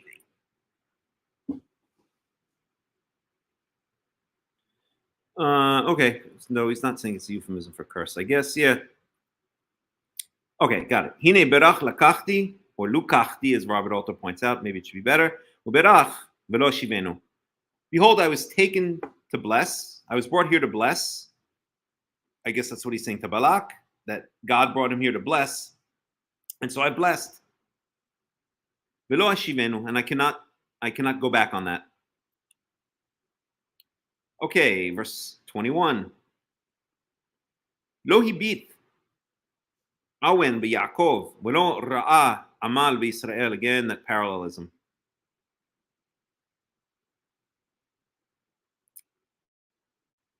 He does not see any evil, any iniquity in Yaakov. I think Avin, they usually translate as iniquity, not evil. Iniquity.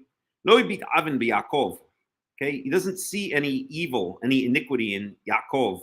Velo ra'a amal Yisrael, and he doesn't see any, how do they usually translate this, wickedness. Israel, right? So again, he beat is in parallel to Ra'ah. Amal is in parallel to Awin. Yaakov is in parallel to Israel. And that's the end of the first half. We have the etnach over there, end of the first half of the verse, which consists of two parallel subverses. Okay? Yahweh Elohao imo utru'at melech bo. So Yahweh, his God, is with him. Utru'at melech bo. What is tru'at? We know Yom Tru'ah, the day of sometimes shouting, noise making, raising a ruckus, or blasting on the shofar, right? So I would call this the, what do they call it? When the king goes through the streets and they blast the trumpets, the regalia. The regalia of the king is with him or is in him, something like that. Let's see how Robert Alter deals with that one. The king's trumpet blasts in his midst. The Lord his God is with him. The king's trumpet blasts in his midst. It blasts in his midst. Okay. All right. So very poetic. El motzi'am mimisrayim kito afoth ra'em lo. So El, and I guess Robert Alter pointed out that here it says El. It doesn't say Yahweh or Elohim. It says El. And Robert Alter said, oh, well, that's the, kind of a Bil'am, pointing back to the head of the Canaanite pantheon. I don't agree with him. I think it's just that it fits in here better poetically. El motzi'am mitzrayim. So God has taken them out of Egypt. Kito afot re'em lo.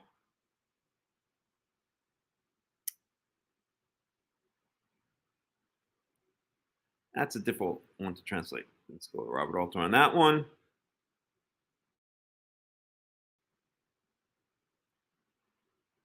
Oops, what's going on here?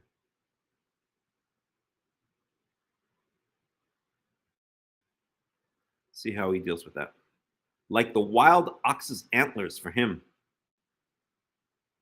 Ha. Tofot. The word translated as antlers usually means mountain peaks.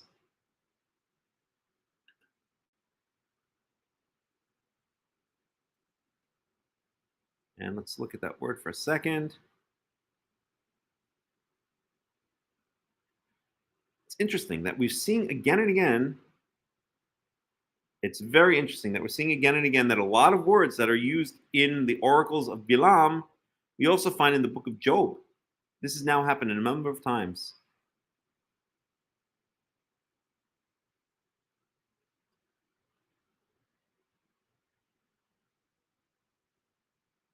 And I wonder,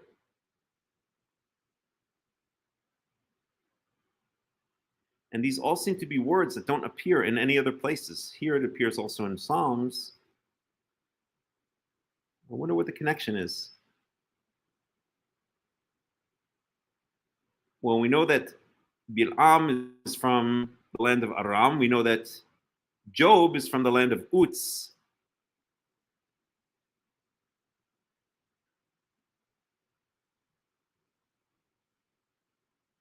Which I think is also in that general area. Let's see something here. Just out of my curiosity. I'm kind of going on a bit of a wild goose chase here.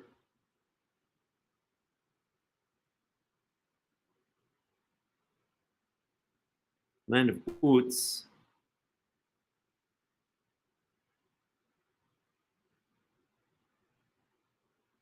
It's long been debated if Uz is either Aram or Edom.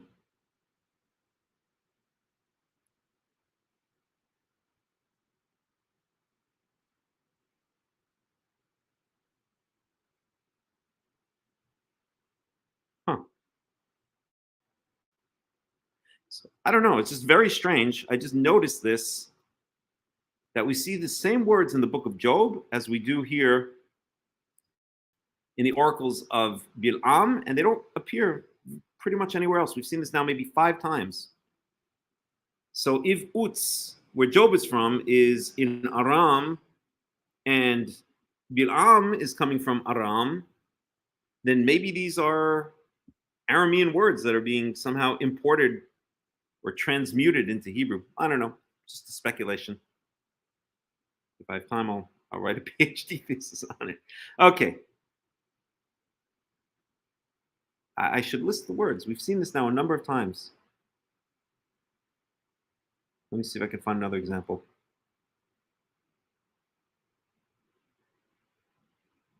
Where was it? In the first oracle.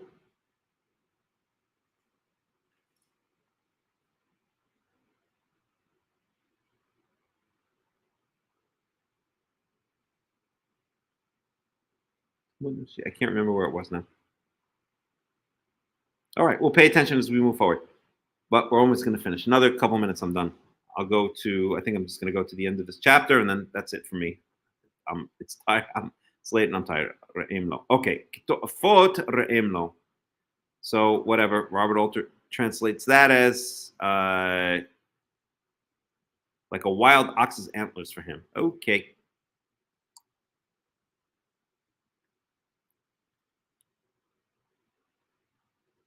The word translated as antlers usually means mountain peaks, and perhaps is used metaphorically here for what juts out from the top of the wild ox's head. To whom does this simile refer? Okay, we're just going to move ahead. So nobody knows what it means. Okay. Lo nachash b'Yaakov v'lo kesem b'Yisrael. Lo nachash b'Yaakov v'lo kesem b'Yisrael. Because there was no divination in Jacob and no magic, wizardry. Here they translate nachash as sorcery, kesem is divination. Whatever, you get the idea, right? There was no sorcery in Yaakov and no divination in Israel. Again, parallelism. Yaakov, Yisrael, or Yaakov, Yisrael, nachash, kesem, right? Robert Alter renders that one as there's no divining in Jacob and no magic in Israel. So basically, Israel gets its answers directly from Yahweh, right? They don't use magic.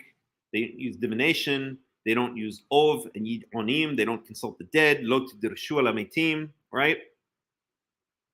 When Israel wants answers or when Israel needs direction, it goes directly to Yahweh, not like the other nations that use all of their stupid magic and sorcery and incantations and reading livers and tea leaves and speaking to the dead and all that nonsense. Well, that more than nonsense, those abominations. And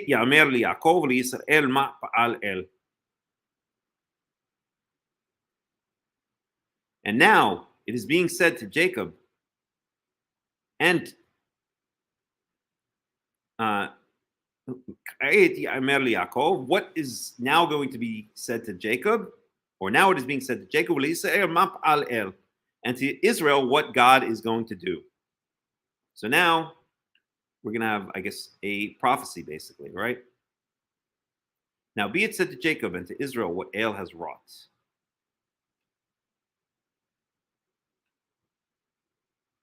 Hin am kelavi yakum ukari yitnasa. Okay, at nach there signifying the end of the first half of the verse.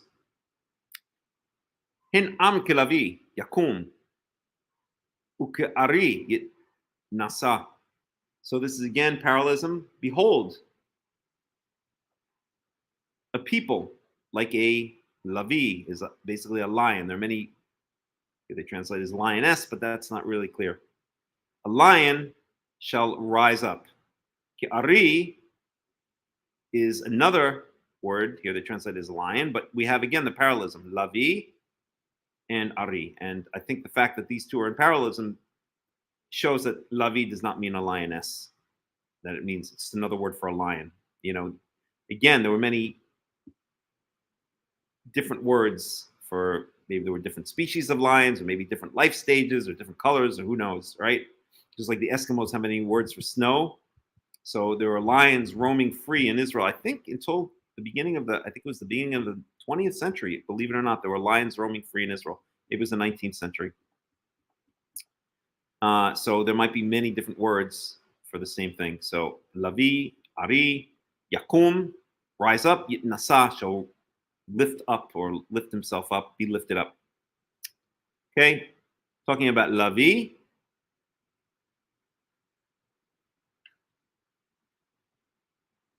Well, right behind me is our cat, and his name is Lavi. Right, Lavi? You want to say hi?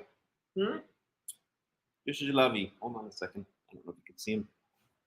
This is Lavi. Lavi, say hi.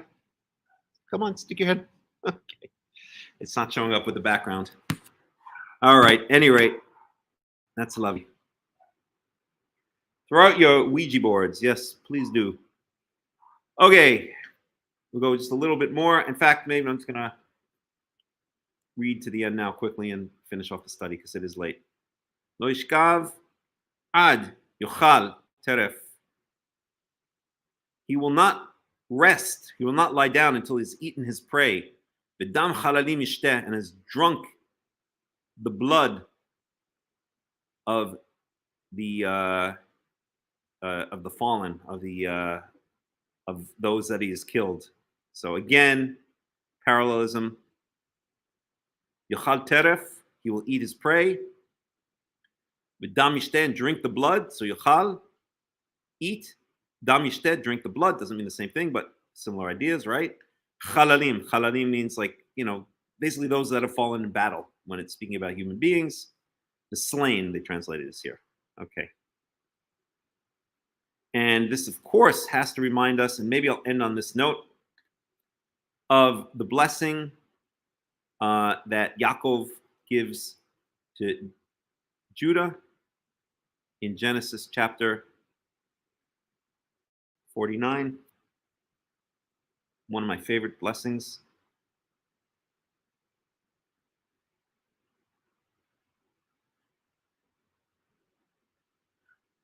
Gur Aryeh Yehuda, miteref bani alita, kara ravatz ke Aryeh, kilavi mi yakimenu. And I used to have, when I first moved to Israel, I used to have a picture of a lion sitting on the flag of Israel, and then this verse underneath. So Gur Aryeh Yehuda, a lion's, they usually translate as whelp, but I think that means a cub. A lion's cub is Judah. Miteref bini alita, you've gone up from your prey, like you ate your prey and then you got up and left. Okay, you arose from your prey. Kara ravatz ke Aryeh, and then you bent your knees and lied down like a lion. Kilavi, like a lion, right? Aryeh, Lavi, the same two words. Lavi, that's my cat right here. Lavi. And if you saw me, it looks like a little lion, right? Do you look like a lion, Lavi? My baby? You look like a lion. It's more like a tiger. Mi yakimenu, who will dare rouse him? Okay, Gur Aryeh Yehuda, miteref bini alita, kara ravatz ke Aryeh, Lavi mi yakimenu. Okay, so basically the image here, the blessing that Yaakov is giving Judah is that he's like a lion, right? The Lion of Judah, right? It's even on the flag of Jerusalem is the Lion of Judah. So Judah is a lion's cub. You've risen up from your prey, meaning you ate your prey and then you rose up, and then you went over and you went over to another place. You bent your knees and lay down, right? Like after a lion has risen up from his prey. I know this from my cats, from this big guy here behind me. You can't see because of the background thingy.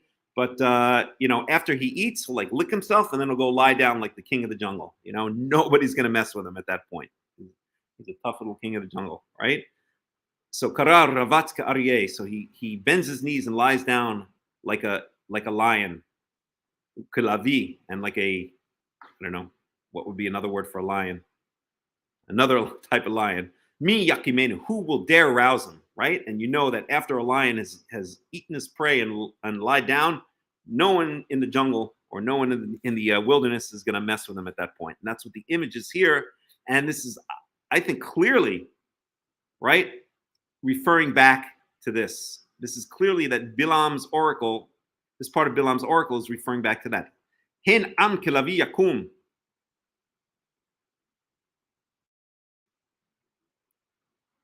behold, a nation that is like a lion has risen up or will rise up, because it's what will happen, right? What God is going to do. And like a lion will raise himself up. Lo yishkav ad yochal teref. He will not lie down until he's eaten his prey. Right? That same imagery, right? That we saw here in the blessing of Jacob, right? That he got up from his prey and then he lay down like a lion, like the king of the jungle, right? To rest after eating his prey.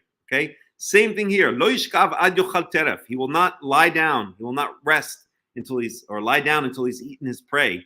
B'dam chalalim ishteh. And the blood of his victims, he is drunk, right?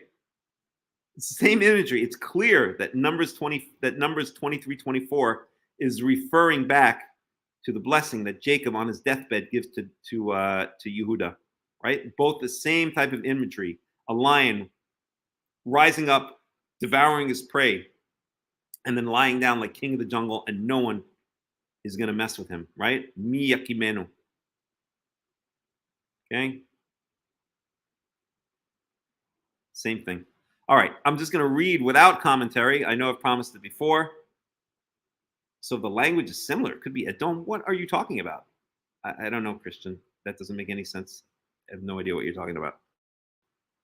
Okay, verse 25. Yomer Balak el Bil'am, gam kov lo tikavenu, gam barech lo tivarchenu.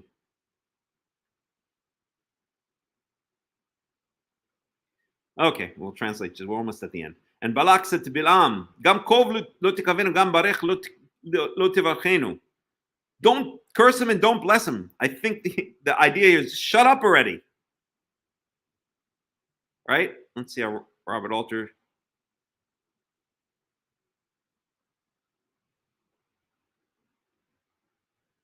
So what does he have to say about that one?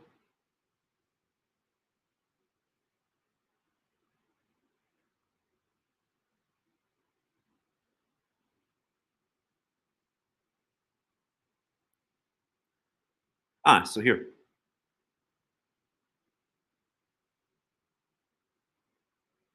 So I'll just read this. The image of the rising bloodthirsty lion is a stock metaphor for martial prowess in biblical and other ancient Near Eastern poetry. The Kenning, king of beasts. So that's how he translates. I love it. He does such good. So he doesn't fall into this trap saying that an aryeh or an ari is a lion and a lavi is a lioness. He says lion and king of the beasts. So he translates so 24, which comes first. So he translates lavi as lion and ari is king of the beasts. But basically he's coming up with two different words for lion. It's just like we were saying now, right? That the Eskimos have many words for snow, and so the ancient Israelites had different words for lion, and I think Robert Alter explicitly says this here, right? So in the second verse of this line reflects a single Hebrew word. In other words, it means the same thing, more or less, right? Biblical synonyms for lion, whatever distinctions there may have been among them, have been lost with the passage of time, whereas English, alas, has none. So there's Aryeh, there's Lavi, there's, I guess, Ari is talking about. I'm not sure what the other two are offhand. But that's pretty much what we're saying, okay?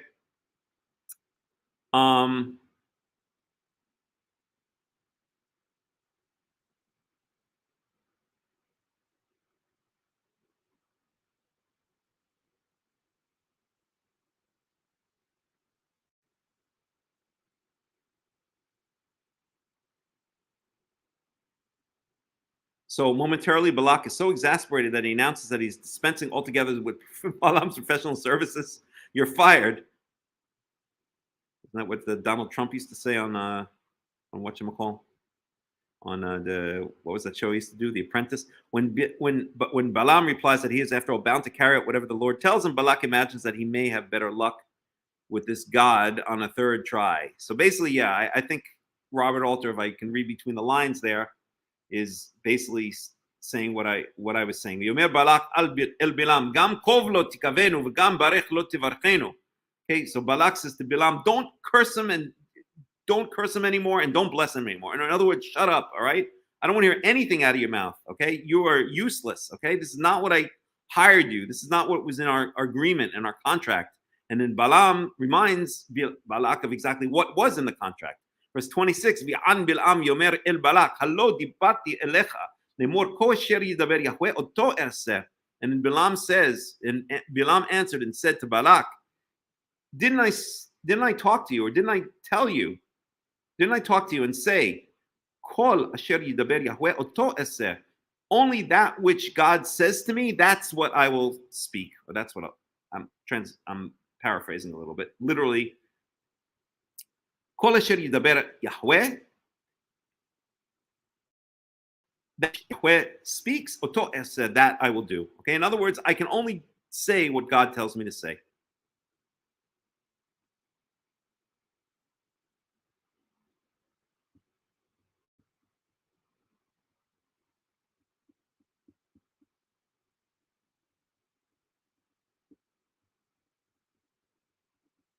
Okay, I don't see what your point is, though. The language spoken in ancient Edom and Moab would have been a dialect of Canaanite, which is part of the Northwest Semitic language. Family, true. But what's your point?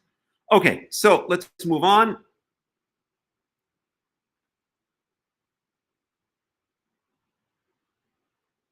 ויאמר בלק אל בלעם, לך נא אקחך אל מקום אחר, אולי ישאר בעיני האלוהים וכבותו לי משם. So to paraphrase, Balak now says, let's try a third place. These first two places haven't worked out. Let's try a third place. ויקח בלק את בלעם ראש הפאור. Uh-oh.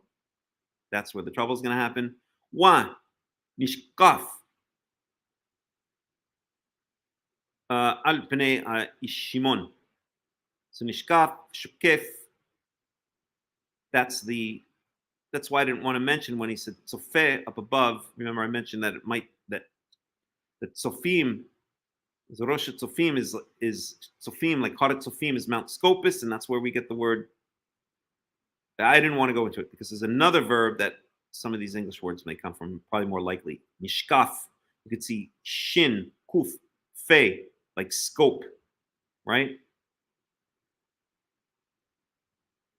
Okay, Al Pnei Shimon. So he brought him up to the head of Paor, which I guess is just going to be a regular or a proper name of a place. So later we're going to hear about the Baal Paor.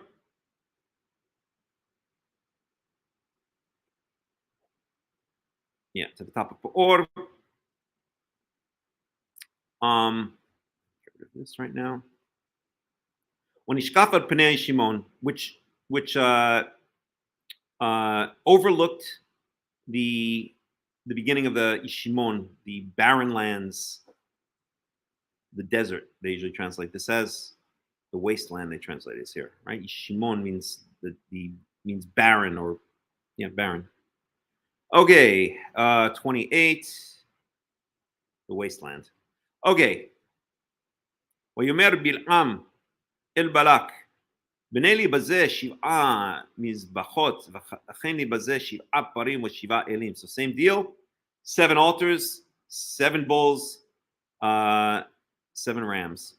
ויעש בלק כאשר אמר בלעם יעל פר ועייל במזבח. And I think it's almost a repetition, or it might even be word for word a repetition of the previous verses, that Balak did as Bilam told him, and he brought as fully burnt offerings a bull and a ram on each, open parentheses, each, close parentheses, altar. And that's that. Then we get to Bilam's third oracle and other oracles, and we didn't even get to our parsha, but you know what? So what? So what? Our parsha starts in Numbers 25:10, which is the fallout from all of this. But I'm going to end it here. We've been going at it for how long? A while. So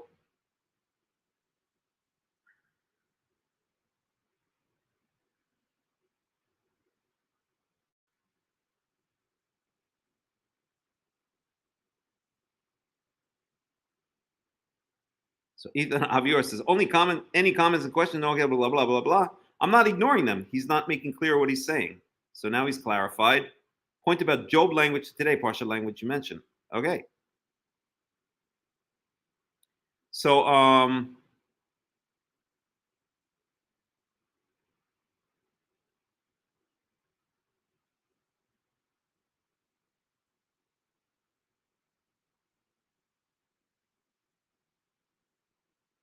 okay, so I understand what you're saying now. You're saying that my point that it also supports the idea that Utz could have been in Edom.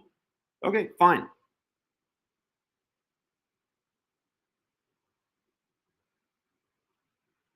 True, but then that doesn't work because the other point to that was that we know that Bil'am was not from Edom.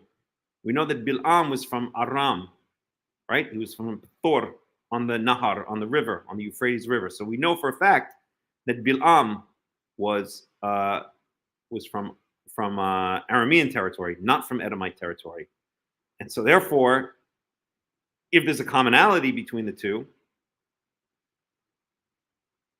well, let me think again what you're saying here. So you're saying so that Utz could have been in Edom because the Aramean language would have been the same or similar to the Edomite language. Okay, fine. I don't think it's a completely relevant point. It doesn't really matter. The point is that wherever Eov was from, that the similarity in the languages shows or points to the fact that maybe there's a relationship between the places that they were from, right?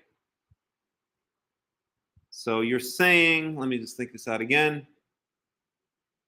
You're saying that even if Job was not from Aram, if he was from Edom, then there still might have been a similarity in the language. Okay, fine, fair enough. Okay, so that's that. Okay, so we got to the end of Numbers chapter 24.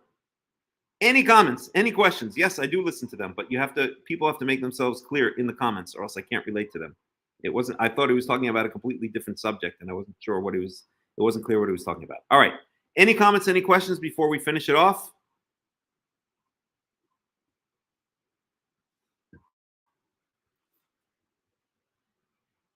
No? All right, then. Last chance, going once, going twice, going thrice.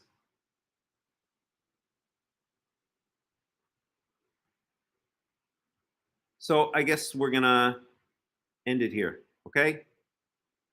You're welcome. A very, very interesting study. We didn't get to the parsha again, but as I always say, who cares? As long as we're studying Torah, that's all that matters, right? And it was really fascinating stuff. So with that, I'll wish everybody a Shabbat Shalom and a Shavua Tov, wherever you are in the world. And it's late, so I don't even think I'm going to put on any music. Now I'll put on a song or two,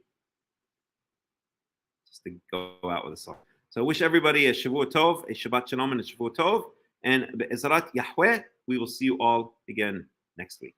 Shabbat Shalom, Shavua Tov.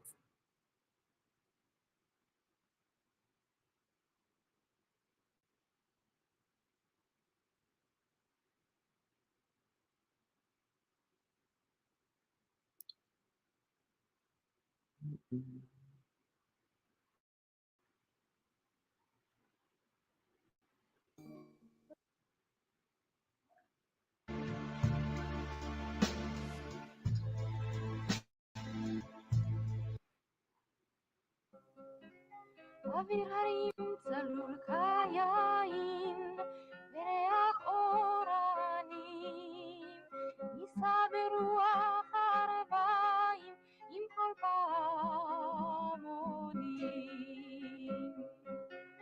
ובתרדמת אילן ואבן, שבויה בחלומה, העיר אשר בדד יושבת, ובליבה חומה. ירושלים של זהב ושל נחושת ושל אור, אנו לכל שירייך אני כינור. ירושלים של זהב נחושת ושל אור, הלא לכל שירייך אני כינור. איך יבשו בונות המים, כיכר השוק ריקה, ואין פוקדת הר הבית בעיר העתיקה. ובמערות אשר בסלע מהללות רוחות, ואין יורד אל ים המלח בדרך יריחו. ירושלים של זהב ושל נחושת ושל אור, הלא לכל שירייך אני כינור. ירושלים של זהב ושל נחושת ושל אור, הלא לכל שירייך אני כינור.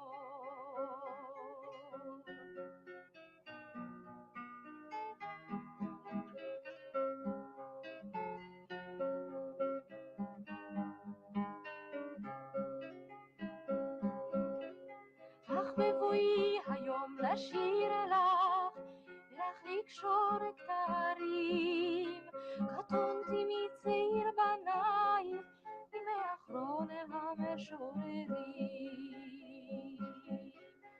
כשמך צורבת השפתיים, כנשיקת צרה, אם אשכחך ירושלים, אשר כולה זהב. ירושלים של זהב ושל נחושת ושל אור, הלא לכל שירייך אני כינור. ירושלים של זהב ושל נחושת ושל אור, הלא לכל שירייך אני כינור.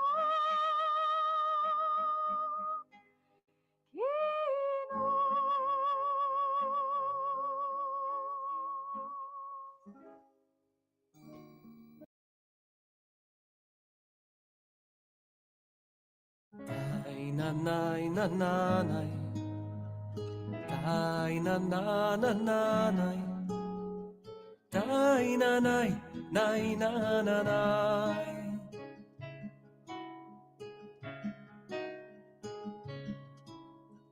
חזקו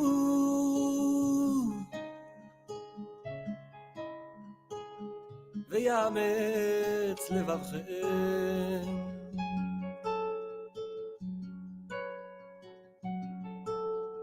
כל המייחלים להשם,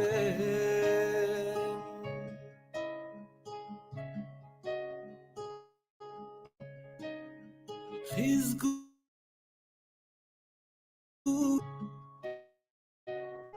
ויאמץ לבבכם,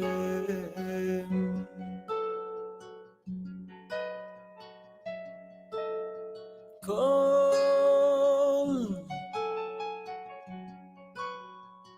המייחלים להשם. אוי אוי אוי לב נשבר ונדכה,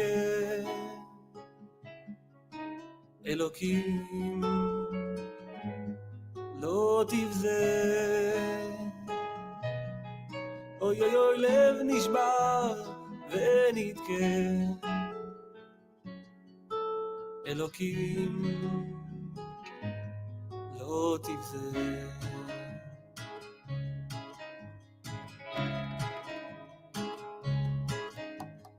חזקו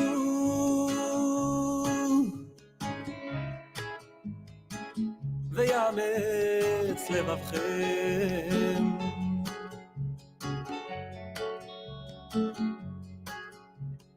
כל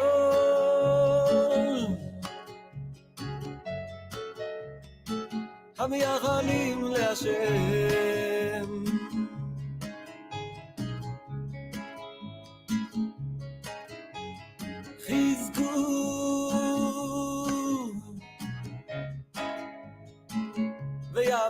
חפץ לבבכם.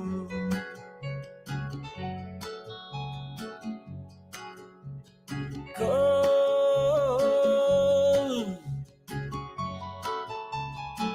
המייחלים להשם, אוי אוי אוי לב נשבר ונתקה,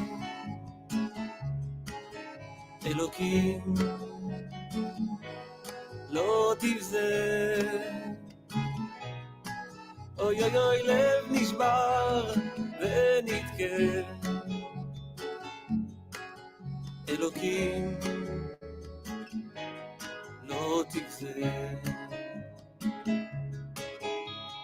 די נה נה נה נה נה, די נה נה נה נה נה, אוי נה נה נה נה נה נה,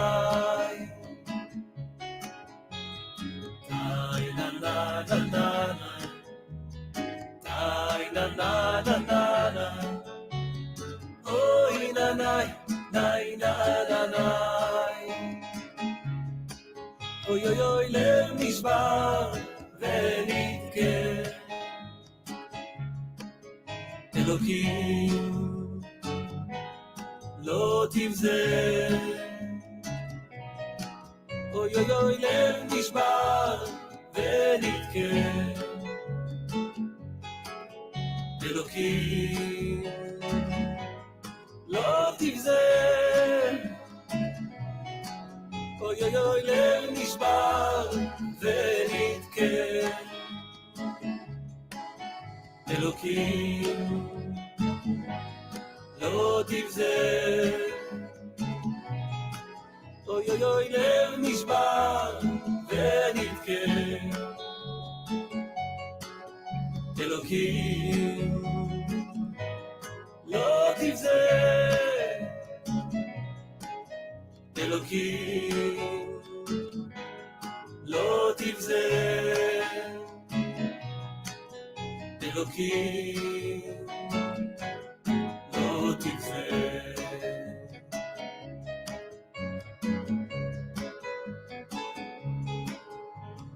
חזקו